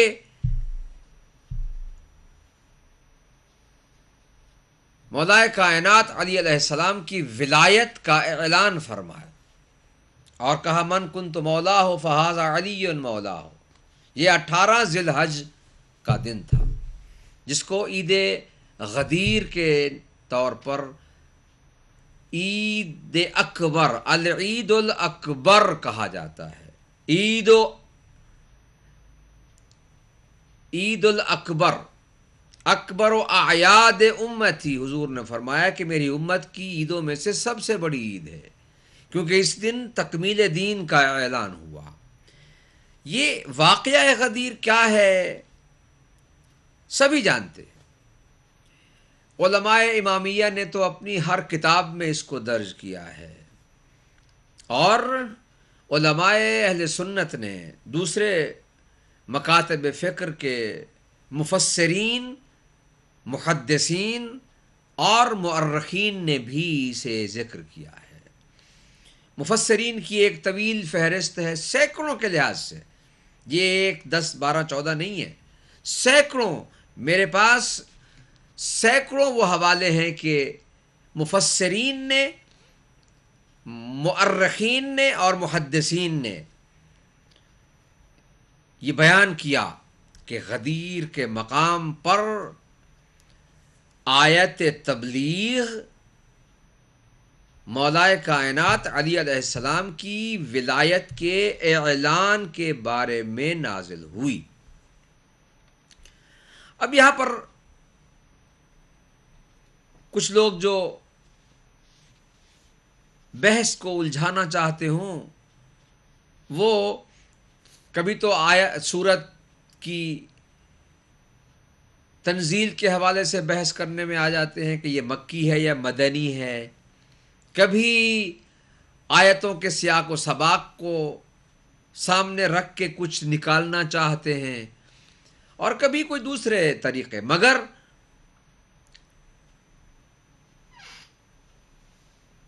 علمی ماحول میں اگر بحث کی جائے اور تحقیقی انداز میں اگر دیکھا جائے تو یقیناً یہ ایک ایسی کھلی اور واضح حقیقت ہے کہ جس کا انکار ممکن ہی نہیں ہے۔ اس لیے دوسرے مذاہب و مکاتب فکر کے مفسرین نے آیت تبلیغ کے شان نزول کے بارے میں واضح لکھا ہے کہ یہ اعلان ولایت علی کے بارے میں نازل ہوئی۔ یا ایھا الرسول بلغ ما انزل الیک من ربک وَإِن لَّمْ تَفْعَلْ فَمَا بَلَّغْتَ رِسَالَتَهُ وَاللَّهُ يَعْصِمُكَ مِنَ النَّاسِ۔ دیکھیے اللہ تعالیٰ نے حکم دیا، اے وہ ہستی کہ جو پیغام پہنچانے والی ہے، الرسول، بلغ پہنچا دیجئے، ما انزل الیک، جو کچھ آپ کی طرف نازل کیا گیا ہے، من ربک، آپ کے رب کی طرف سے۔ اب یہاں پر تفسیروں کے ایک طویل فہرست میرے پاس موجود ہے، اور حدیث کی کتابوں کی ایک فہرست میرے پاس موجود ہے، اور اگر ہم اس سلسلے کو صرف چند ایک حوالے دیتا ہوں اور اس کے بعد خطبہ غدیر کے ان الفاظ کی تفسیر و تشریح کی سعادت حاصل کروں گا کہ جس کے لیے یہ پروگرام ترتیب دیا گیا ہے، اور یہ انشاءاللہ 18 ذی الحج تک جاری رہے گا، اور اس سیریز میں ہم کوشش کریں گے خطبہ مکمل ہونے کے بعد وہ اعتراضات کے جو بعض حضرات مغالطہ پیدا کرنے کے لیے پیش کرتے ہیں ان کا مدلل جواب دیا جائے، لیکن آج میں یہ پیش کرنا چاہتا ہوں کہ آیت تبلیغ یعنی یا ایھا الرسول بلغ، یہ مولا کائنات علی ابن ابی طالب علیہ السلام کی ولایت کے اعلان کے بارے میں نازل ہوئی۔ اس کا ثبوت حافظ ابو جعفر محمد بن جریر طبری جو 310 ہجری میں انتقال کر گئے، ان کی کتاب ایک ہے الولایہ فی طریق حدیث الغدیر، بہت پیارا نام، بہت عمدہ نام، یہ خود بھی ایک بہت بڑی شخصیت ہیں، طبری کا ایک نام ہے۔ اس سلسلے میں انہوں نے ایک حدیث زید بن ارقم کے حوالے سے ذکر کی ہے، الطریق الولایہ فی طریق حدیث الغدیر۔ دوسری سند حافظ ابن ابی حاتم یا حاتم ابو محمد حنظلی رازی جو 327 ہجری میں انتقال کر گئے، انہوں نے ابو سعید خدری کے حوالے سے جو راویوں میں سے ان کے ہاں بھی سب سے بلند شخصیات میں شامل ہے۔ تیسرا حافظ ابو عبداللہ محاملی جو 330 ہجری میں انتقال کر گئے، انہوں نے ابن عباس کے حوالے سے اپنی کتاب میں ذکر کیا ہے۔ حافظ ابو بکر فارسی جو 407 ہجری یا 411 ہجری میں انتقال کر گئے، انہوں نے اپنی کتاب ما نزل من القرآن فی امیر المومنین، یعنی وہ آیات کے جو قرآن مجید میں امیر المومنین علی علیہ السلام کی شان میں یا ان کے بارے میں نازل ہوئی ہیں، اس میں آیت تبلیغ کو لکھا ہے کہ یہ غدیر کے دن ولایت علی کے اعلان کے بارے میں نازل ہوئی۔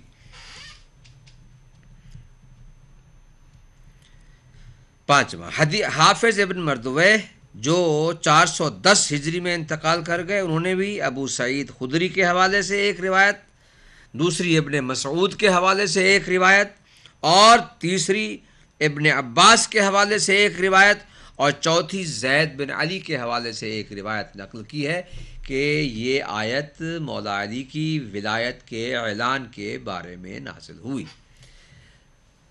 سامعین و ناظرین محترم، میں یہ آپ کی خدمت میں عرض کرتا چلوں کہ غدیر کا وہ واقعہ کہ جو مذہب اہل بیت یعنی دین حقیقی اسلام کی اصل بنیاد ہے، کہ جس سے پیغمبر اکرم صلی اللہ علیہ وآلہ وسلم کے بعد قیامت تک آنے والی نسلوں کے لیے ایک نظام اور اصول مرتب کر کے دے دیا گیا ہے، تاکہ امت محمد مصطفیٰ صلی اللہ علیہ وآلہ وسلم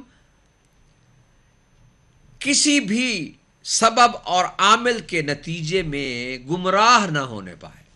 یہ اللہ نے کس قدر بہترین انتظام فرما دیا ہے کہ امت محمدیہ کو گمراہی سے بچانے کے لیے اللہ نے خود ہی ایک نظام بنا دیا، ایک اصول وضع کر دیا، ایک آئین دے دیا، ایک دستور العمل دے دیا، ایک ایسا راستہ بتا دیا کہ جس پر چلنے کا حکم ہے، راستہ بنانے کا حکم نہیں دیا گیا۔ راستہ اللہ نے بنانا ہے، ہم نے چلنا ہے، نبی اللہ نے بنانا ہے، ہم نے پیروی کرنی ہے، امام اللہ نے بنانا ہے، ہم نے اطاعت کرنی ہے، ہم نے اس کا حکم ماننا ہے۔ ہم کون ہیں بنانے والے؟ ہم تو اس راستے پر چلنے والے ہیں کہ جو صراط الذین انعمت علیہم غیر المغضوب علیہم ولا الضالین، جس کے لیے ہم دعائیں مانگتے ہیں، اہدنا الصراط المستقیم، وہ صراط مستقیم اللہ نے بنانا۔ ابو اسحاق ثعلبی نیشا پوری، یہ 437 یا 37 یہ دو روایتیں ان میں انتقال کیا، انہوں نے اپنی تفسیر کشف و بیان میں ابن عباس سے روایت بیان کرتے ہیں. یہ سب اہل سنت کے بزرگ مفسر، محدث اور مؤرخ حضرات کی ایک چند افراد کی فہرست پیش کر رہا ہوں. یہ ایک طویل سلسلہ ہے کہ جس پر پردہ ڈالنے کی کوشش تو کی جاتی ہے، مگر پردے کے پیچھے جو حقیقت چھپی ہو وہ پردے کو چاک کر کے سامنے آ جاتی ہے. ولایت علی علیہ السلام ایسی ہی حقیقت ہے.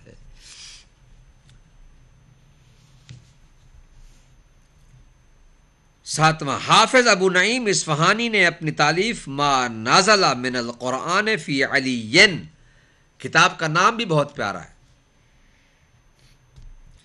وہ چیزیں کہ جو قرآن مجید میں، وہ آیات کہ جو قرآن مجید میں علی علیہ السلام کے بارے میں نازل ہوئی ہیں، کتاب کا نام یہ ہے.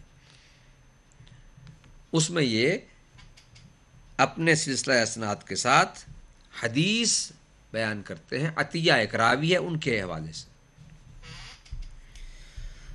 ابو الحسن واحدی نیشاپوری، انہوں نے بھی ابو سعید خدری کے حوالے سے یہ بیان کیا ہے کہ یہ آیت غدیر خم علی علیہ السلام کی ولایت کے، یعنی خلافت بلا فصل کے اعلان کے بارے میں نازل ہوئی. حافظ ابو سعید مسعود بن ناصر السجستانی 477 ہجری میں انتقال کر گئے. انہوں نے بھی الدرایا فی حدیث الولایہ میں مختلف طرق سے ابن عباس کی یہ روایت بیان کی ہے، اور بلکہ کئی روایتیں حدیثیں بیان کی ہیں، اس میں بھی یہی کچھ درج ہے. حافظ حاکم حسکانی ابو القاسم جو 490 ہجری میں انتقال. Assalamu alaikum and welcome back to the 20th hour on Ahl Bayt TV, Sky Channel 836. Like to remind viewers as well, اپنی if you don't کتاب have Sky or if your متوائد relatives and friends التنزیل don't have Sky, they لقواعد can watch التفسیر on والتعویل میں اپنے اسناد کے ساتھ www.ahlbayt.tv. ابن عباس اور and Jabir live stream for everybody to watch Ansari at کے home. حوالے سے Again, I'd یہ also like to remind viewers that this is a live show. حافظ welcome your calls and your ابو القاسم ابن عساکر الشافعی معروف مؤرخ 1741. And inshallah that number جو should be across the 571 bottom of ہجری the میں screen. انتقال کر گئے. انہوں نے بھی the various, اپنے ہی اسناد کے ساتھ ایک حدیث ابو سعید خدری کے حوالے سے نقل کی جو اسی آیت تبلیغ کے حوالے سے.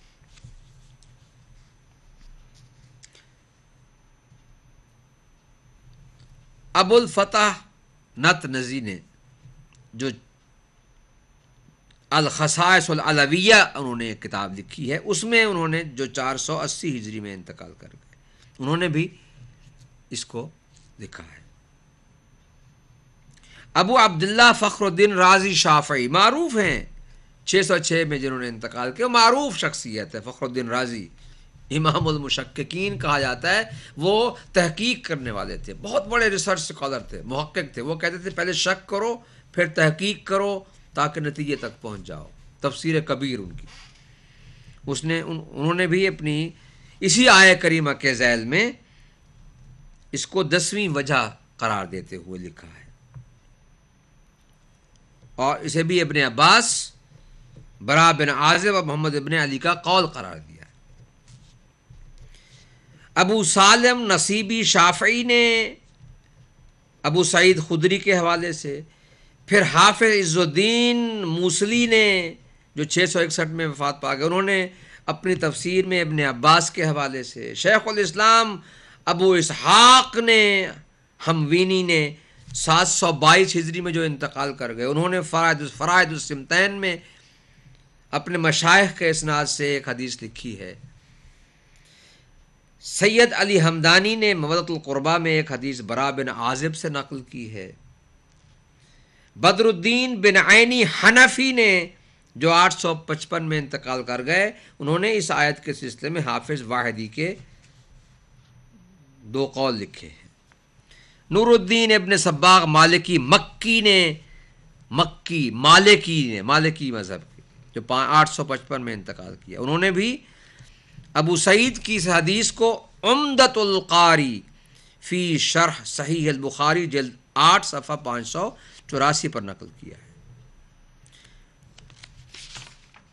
کیونکہ یہ اسناد اس قدر زیادہ ہیں کہ اگر میں یہ سند بیان کرنے بیٹھ جاؤں تو شاید پورے کا پورا وقت اسی میں صرف ہوگا. لیکن میں یہ صرف بتانا چاہتا ہوں کہ یہ عقیدہ ہمارا صرف اپنی خواہش کے مطابق نہیں ہے، بلکہ یہ حقائق کی بنیاد پر ہے، حق اور حقیقت کی بنیاد پر ہے کہ مذہب کا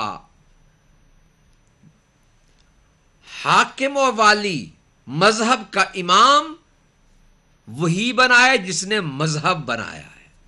یہی ہے ہمارے مذہب میں ایک ہی اصول ہے، مذہب اہل بیت کا ایک ہی اصول ہے جو عقل اور فطرت سلیمہ کے عین مطابق ہے کہ جس نے مذہب بنایا ہے، مذہب کا بتانے والا، چلانے والا، نافذ کرنے والا بھی وہی بتائے اور وہی بنائے، بنائے بھی وہی، بتائے بھی وہی.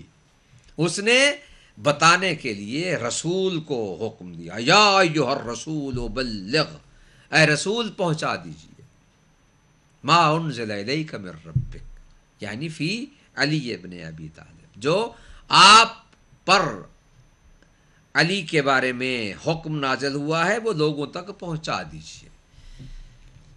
تو اب اس اعلان سے پہلے جو حضور نے خطبہ ارشاد فرمایا، اس کی تشریح اور پھر اس کے بعد اعلان، جو کچھ حضور نے ارشاد فرمایا وہی میں چاہتا ہوں 18 ذی الحجہ تک اپنے ناظرین کو ایک علمی اور روحانی تحفہ پیش کروں کہ انشاءاللہ سادات کرام سے تو میں دعا چاہتا ہوں، اور جو غیر سادات مومنین کرام ہیں وہ تو یقیناً روحانی، فطری، فکری، قلبی، نظری، عقلی، ایمانی، عملی ہر لحاظ سے خوش ہیں، تو وہ تو یقیناً دعائیں دیں گے.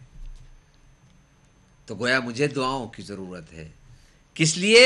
تاکہ اس مشن کی تبلیغ میں وہی بات اور وہی کام کیا جائے، اور خدا مجھے یہ توفیق دے کہ میں وہ بات پہنچا سکوں آپ حضرات تک کہ جو پیغمبر اکرم نے وہاں بیان فرمائی، تو اس کا معنی، تفسیر و تشریح باب مدینۃ العلم سے حاصل کیے ہوئے معارف و معالم و حقائق کی روشنی میں ناظرین کی خدمت میں پیش کر سکوں. کل میں نے خطبے کے چند الفاظ آپ کے سامنے تلاوت کیے تھے، اور آج چاہتا ہوں کہ اسی سلسلے کو آگے بڑھاتے ہوئے خطبہ غدیر کے تمہیدی الفاظ کے جو پیغمبر اکرم کی زبان اقدس پر جاری ہوئے، وہ میں چاہتا ہوں ایک ایک لفظ کو تھوڑی تھوڑی تشریح کے ساتھ، ورنہ وہ تو وما ینطق عن الہوی ان ہوا الا وحی یوحی کا مصداق، ہر بات ان کی وحی ترجمان ہوتی تھی، ترجمان وحی الہی. پیغمبر اکرم صلی اللہ علیہ وآلہ وسلم نے اپنے خطبے کا آغاز حمد الہی سے کیا، اور حمد کے بعد توصیف الہی، وصف بیان کی ہمارے لیے.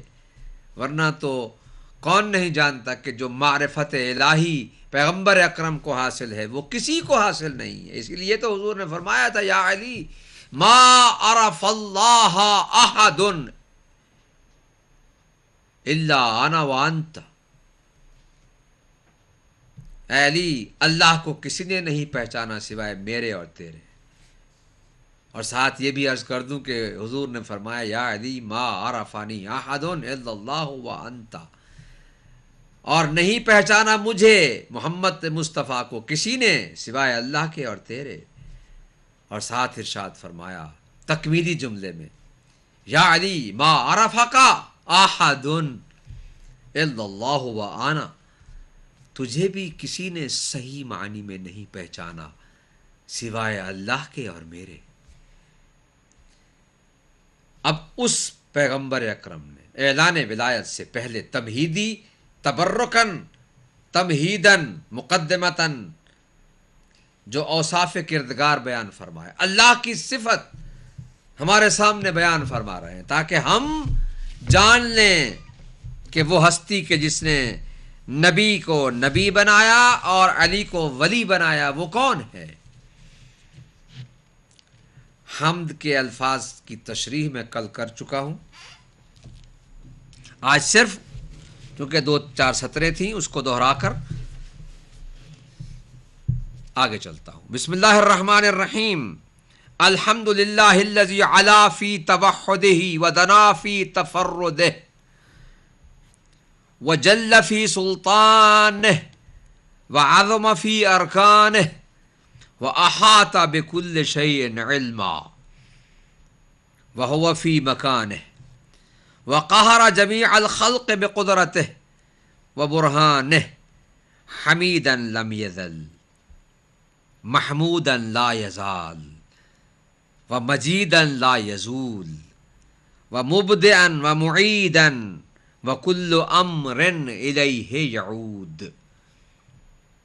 اس کے بعد اس کا ترجمہ پہلے کر چکا ہوں۔ اس کے بعد ارشاد فرماتے ہیں بارئ المسموقات وداحل المدحوات۔ مسموقات دراصل ایک لفظ ہے جس سے مراد آسمان، آسمانوں کا پیدا کرنے والا، وداحل یعنی وہ چیزیں کہ جو معلق ہیں فضا میں، ان کا پیدا کرنے والا۔ بارئ بلا مثال پیدا کرنے والے کو، کسی چیز کو بغیر نمونے و مثال کے جب پیدا کیا جائے تو وہاں پر اطلاق ہوتا ہے بارئ المسموقات، آسمانوں کو بغیر مثال کے پیدا کرنے والا، وداحل مدحوات اور جو چیزیں بچھائی جاتی ہیں انہیں بچھانے والا، یعنی زمین کا فرش، زمین کو فرش کی طرح سے جیسے بچھا دیا ہے، وہ فرش کے جو اس قدر حسین بھی ہے اور اس قدر نعمتوں سے بھرا ہوا ہے کہ جو کائنات قیامت تک آنے والی نسلیں اس سے اپنی ضرورتوں کو پورا کرتی ہیں اور کریں گی۔ وداحل مدحوات اور بچھائی جانے والی چیزوں کو بچھانے والا، یعنی زمین کا فرش بچھانے والا، یہ وہ بلاغت کلام کہ جس کا نمونہ اور مثال اور کہیں نہیں مل سکتی ہے۔ وَجَبَّارُ الْأَرْضِينَ وَالسَّمَاوَاتِ، یہ زمین کئی طبقے اس کے ہیں، ورنہ یہ ارض کہا جاتا، ارضین نہ کہا جاتا، زمینیں۔ سما کی جمع ہے سماوات، کئی آسمان، لہذا پیغمبر اکرم نے ارشاد فرمایا کہ زمینوں کی تہ بتہ اور قسموں کو اور آسمانوں کے بلند و بالا آسمانوں کے حاکم، جبار یعنی وہ ہستی کہ جس کا حکم چلتا ہے ان پر، یعنی جو اپنی قدرت کاملہ کے ساتھ حاکم ہے۔ جبار الارضین والسماوات، زمینوں کا، یہ تو ایک زمین جس پر ہم چلتے ہیں، اس کی کتنی تہیں ہیں، اس کے نیچے اور کتنی زمینیں ہیں، زمینیں آخر تک زمین ہی زمین ہے، مگر یہ تہ بتہ زمینیں،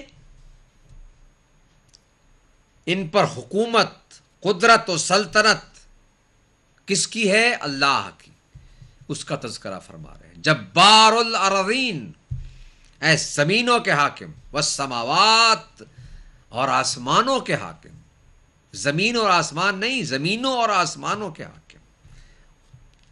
یہ نہ کوئی سمجھے کہ میں اگر زمین پر، انسان جو عام طور پر یہ سمجھتے ہیں اگر کسی کو کچھ 4 دن کی حکومت اور اقتدار مل جائے وہ یہ سمجھتا ہے کہ شاید میں پورے کرۂ ارض پر حکومت کر سکتا ہوں، ایک خطے پر، محدود خطے پر، چند معین دنوں کے لیے، مخصوص وقت کے لیے، مادی قوت سے حاصل کردہ اختیار و اقتدار کے بلبوتے پر جب یہ تصور کیا جائے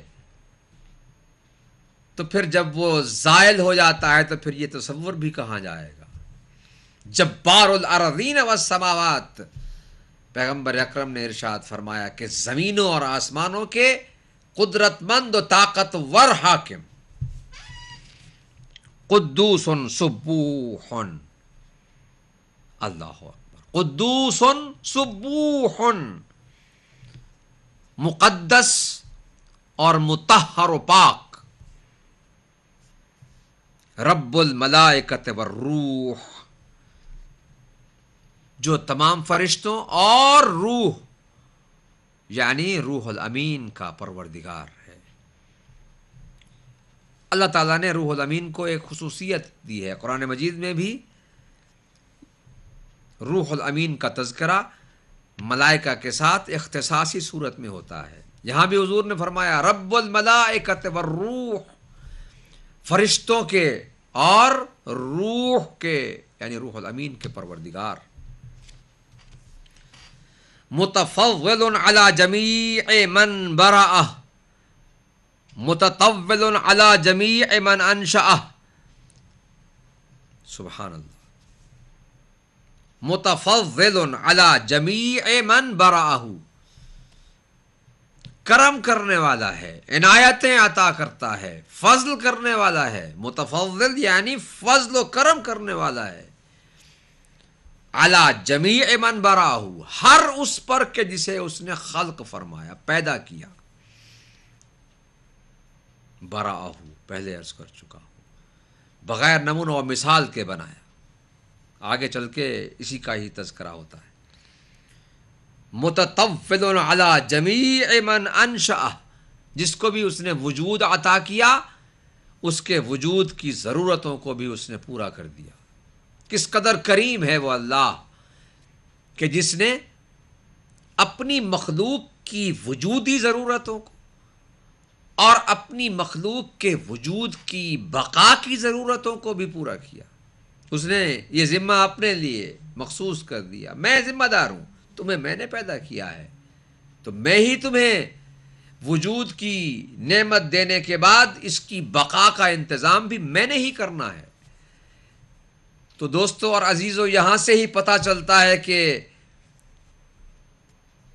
ہدایت کا سرچشمہ بھی اسی نے بنانا ہے، اسی نے ہادی کا تعین کرنا ہے، بندوں نے نہیں کرنا، اسی نے ہی بتانا ہے کہ جس وجود کی نعمتیں میں نے تمہیں عطا کی ہیں، یہ ایک وجود ہے، اس میں کئی نعمتیں ہیں۔ اسی لیے تو مولا کائنات امیر المؤمنین علی ابن ابی طالب علیہ السلام ارشاد فرماتے ہیں اتزعم انک جرم صغیر وفیک انت والعالم الاکبر، اے انسان کیا تو سمجھتا ہے کہ تو چھوٹا سا جسم ہے، وفیک انت والعالم الاکبر،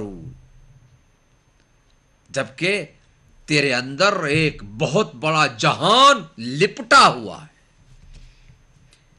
کلام علی کو سمجھنے کے لیے بھی توفیق خداوندی کی ضرورت ہے۔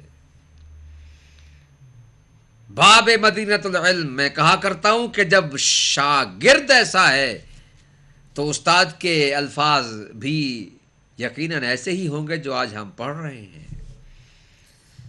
یا یوں کہوں کہ جب دروازہ ایسا ہے تو پھر گھر کے اندر بھی وہی کچھ ہوگا جو آج ہم دیکھ رہے ہیں، اس سے کم تر نہیں ہو سکتا ہے۔ سبحان اللہ۔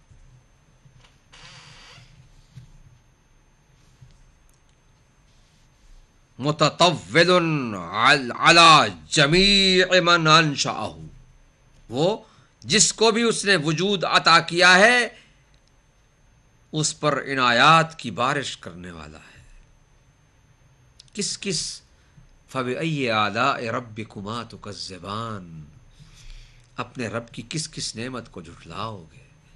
نعمت وجود ایک طرف، نعمت بقائے وجود اس سے بھی زیادہ اہمیت رکھتی ہے. دے دینا شے کو آسان ایک مرحلہ، لیکن اس کو باقی رکھنا اصل کام ہے، وہ دوسرا مرحلہ. تو اللہ تعالیٰ نے نظام ہدایت بھی خود بنایا، کیونکہ ضرورت ہے انسان کو. یہاں عرض کرتا چلوں کہ جو کچھ بھی ضرورت ہے انسان کو اللہ نے وہ عطا کر دیا، اور اسی کا ذکر اس میں ہے کہ جتنی بھی ضرورتیں ہیں وجود کی اللہ نے وہ انسان کو عطا فرما دی ہیں. متفضل علی جمیع من برأہ ومتطول علی جمیع من انشأہ یلحظ کل عین والعیون لا تراہ. وہ ہر آنکھ کو دیکھتا ہے لیکن آنکھیں اسے نہیں دیکھتی. یہ عقیدہ صریح بیان نبوی کے خلاف ہے کہ ہم یہ کہیں کہ خداوند عالم نظر آتا ہے یا نظر آئے گا. نہیں نہیں نہیں نہیں نہیں، ہم محدود بصارتوں کے حامل ان مادی آنکھوں سے مادی اشیاء نظر آئیں گی، مادی آنکھوں سے غیر مادی وجود نظر نہیں آئے گا، وہ مادہ سے ماورا ہے. سبحان اللہ عما یصفون. تو حضور نے ارشاد فرمایا یلحظ کل عین والعیون لا تراہ. وہ ہر آنکھ کا ملاحظہ مشاہدہ کرنے والا ہے. یلحظ کرتا ہے، دیکھتا ہے، ہر آنکھ کو دیکھتا ہے کہ وہ کدھر جا رہی. والعیون لا تراہ. میں کہتا ہوں بیان نبوی ہمارے لیے بنیاد عقیدہ ہے. ہمارے اعتقادات کی بنیاد قرآن و سنت یعنی بیان نبوی ہے. اس لیے یہ عقیدہ درست نہیں کہ خدا نظر آیا کسی کو یا آتا ہے یا آئے گا. یہ بات صحیح نہیں ہے. کریم حلیم ذو انات. وہ کریم ہے، کرم کرنے والا ہے، حلیم ہے، بردبار ہے. دیکھیں دنیا میں کتنے ظلم ہوتے ہیں. نافرمانی خدا ہی نہیں بلکہ انکار خدا ہوتا ہے، مگر وہ حلیم ہے، بردبار ہے. وہ حلم کے ساتھ، بردباری کے ساتھ سب کچھ دیکھتا رہتا ہے. وہ سب کچھ کر سکتا ہے. ان اللہ علی کل شیء قدیر. وہ سب کچھ کر سکنے کے باوجود مہلت دیتا ہے. حلم و بردباری کی صفت اس میں پائی جاتی ہے. وہ حلیم ہے، کریم ہے، حلیم ہے. ذو انات. وہ ایسا بخشش والا ہے، ایسا رحم کرنے والا ہے، ایسا نرم ہے، ایسا نرمی کرنے والا ہے. وہ کبھی کسی پر سختی نہیں کرتا. جسے ہم سختی سمجھتے ہیں اپنے حوالے سے، وہ حقیقت میں سختی نہیں ہوتی. عذاب کے بارے میں بھی کبھی بیان کروں گا کہ یہ عذاب عذب سے ہے. عذب کیا ہے یہ کسی وقت بیان کروں گا. قد وسع کل شیء رحمتہ. اس کی رحمت ہر شے پر چھائی ہوئی ہے، وسیع ہے. اس کی رحمت کے دائرے میں ہر چیز آتی ہے. وَمَنَّ عَلَيْهِمْ بِنِعْمَتِهِ. اور اس نے لوگوں پر، اپنی مخلوق پر اپنی نعمتوں کے ذریعے احسان کیا ہے. سبحان اللہ. انعمت علیہم میں جب ہم سورہ مبارکہ حمد کی تلاوت کرتے ہیں تو ہمیں ان نعمتوں کی یاد آ جاتی ہے، یقیناً آ جانی چاہیے کہ جو اللہ نے ہمیں اپنے مرکز فیوزات سے عطا فرمائی ہے، کہ جن میں سے ایک ولایت کی نعمت ہے، ولایت کی نعمت. اور یہ ایسی نعمت ہے کہ جو باقی ہے تمام نعمتوں پر بھاری ہے، تمام نعمتوں سے زیادہ قیمتی ہے، اس لیے کہ اس سے ہی ولایت کی نعمت کے ذریعے، یہ ایسا ذریعہ اور وسیلہ ہے کہ جس کے ذریعے سے اللہ ہمیں اپنی معرفت اور اپنے رسول کی معرفت اور اپنے دین کی معرفت و پہچان و فہم دین عطا کرتا ہے.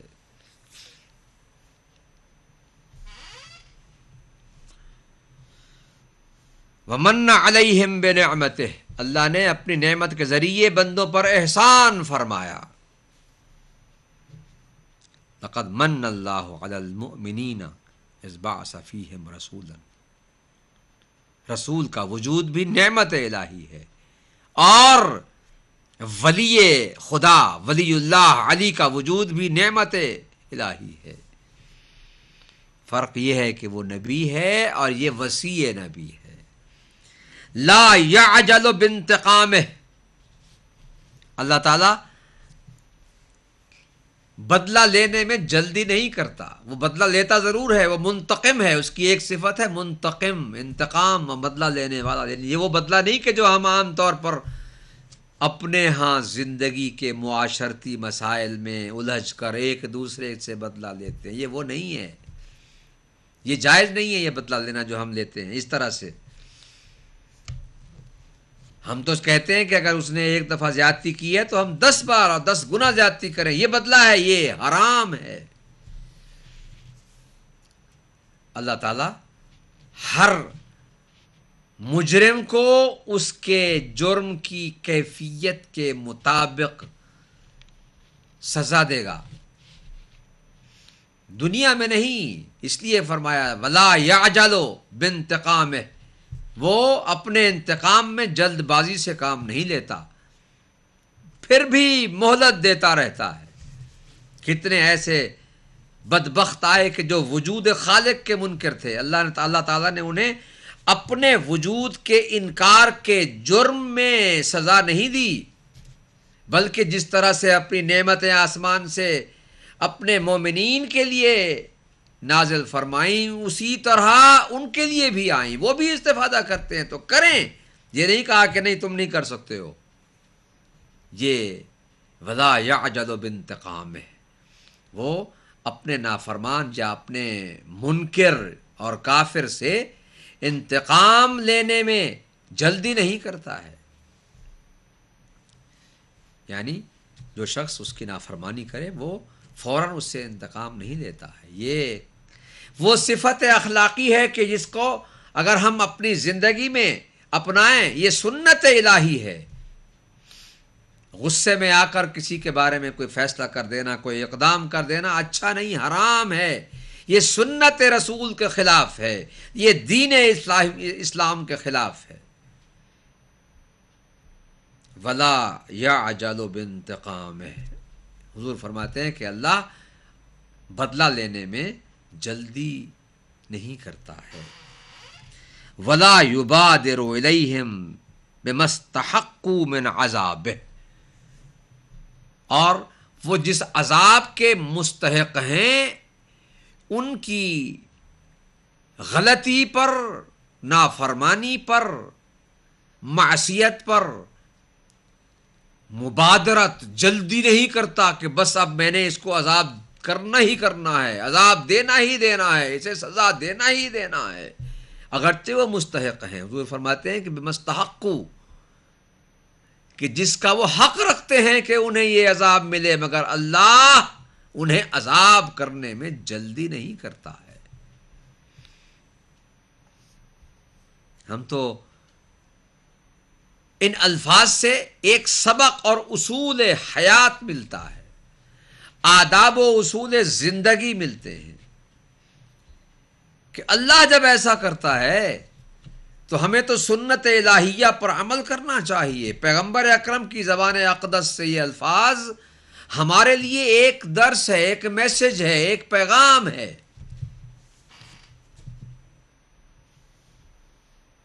قد فہم السرائر وعلم الضمائر. حضور فرماتے ہیں کہ اللہ رازوں کو سمجھتا ہے. فہم سرائر جو چھپے ہوئے ہیں نا ان کو سمجھتا ہے یہ کیا ہے. وعلم الضمائر اور دلوں کی باتوں کو جانتا ہے، ضمیروں کو جانتا ہے. ضمیروں یعنی دلوں کے اندر چھپی ہوئی باتوں کو جانتا ہے، دلوں کو جانتا ہے. اسرار و رموز مخفی و پوشیدہ سے آگاہ ہے، سمجھتا بھی ہے اور جانتا بھی ہے.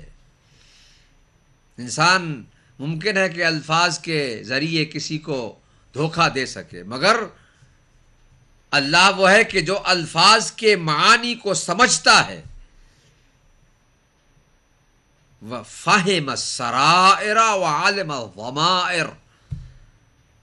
اسرار کو سمجھنے والا ہے اور ضمیروں یعنی دلوں میں چھپی ہوئی باتوں کو جاننے والا ہے.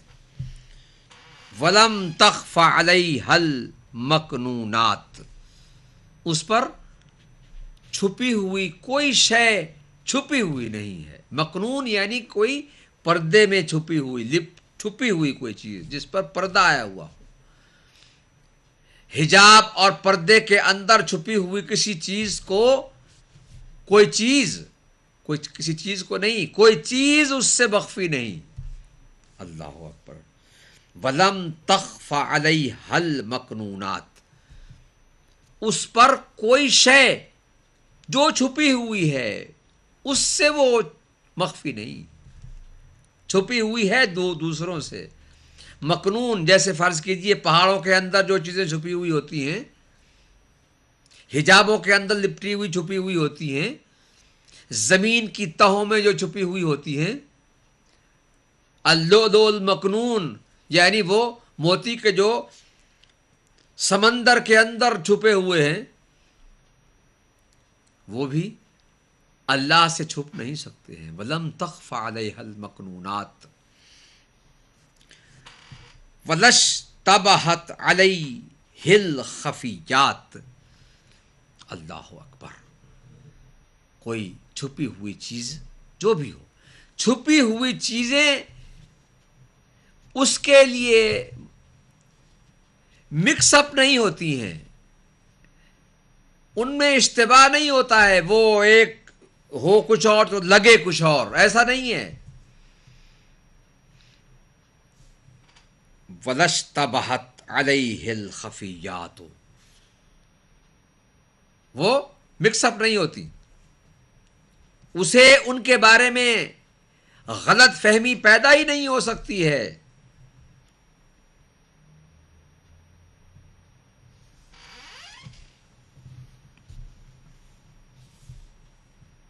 یعنی دوسرے معنی میں کوئی چیز اس پر اسے غلط فہمی میں مبتلا نہیں کر سکتی کہ یہ ہو کچھ ہو اور نظر کچھ اور آئے. لَهُ الْإِحَاطَةُ بِكُلِّ شَيْءٍ وَالْغَلَبَةُ عَلَى كُلِّ شَيْءٍ وَالْقُوَّةُ فِي كُلِّ شَيْءٍ وَالْقُدْرَةُ عَلَى كُلِّ شَيْءٍ. لَهُ الْإِحَاطَةُ بِكُلِّ شَيْءٍ. اسے احاطہ ہے، غلبہ یعنی چھائے ہوئے ہیں. وہ چھایا ہوا ہے ہر چیز پر، ہر چیز پر احاطہ کیے ہوئے ہے، ہر چیز کو گھیرے میں لیے ہوئے ہے، ہر چیز اس کے تسلط میں ہے، ہر چیز اس کے قبضہ قدرت میں ہے. آسان لفظ. لَهُ الْإِحَاطَةُ فِي كُلِّ شَيْءٍ بِكُلِّ شَيْءٍ. یہاں پر الفاظ فصاحت و بلاغت، فصاحت کے حوالے سے دیکھیے. احاطۃ بِكُلِّ شَيْءٍ، غلبۃ عَلَى كُلِّ شَيْءٍ، قوت فی کل شے. سبحان اللہ. ہر چیز کا تعدیہ اس کے ساتھ ہے. احاطہ بکل شے، ہر چیز پر تسلط اور قبضہ قدرت میں لیے ہوئے ہے، وہ ہر چیز پر اس کا قبضہ ہے. والغلبۃ علی کل شیء، اور ہر شے پر وہ غالب ہے، کوئی شے اس پر غالب نہیں، وہ ہر شے پر غالب ہے. والقوۃ فی کل شیء، اور ہر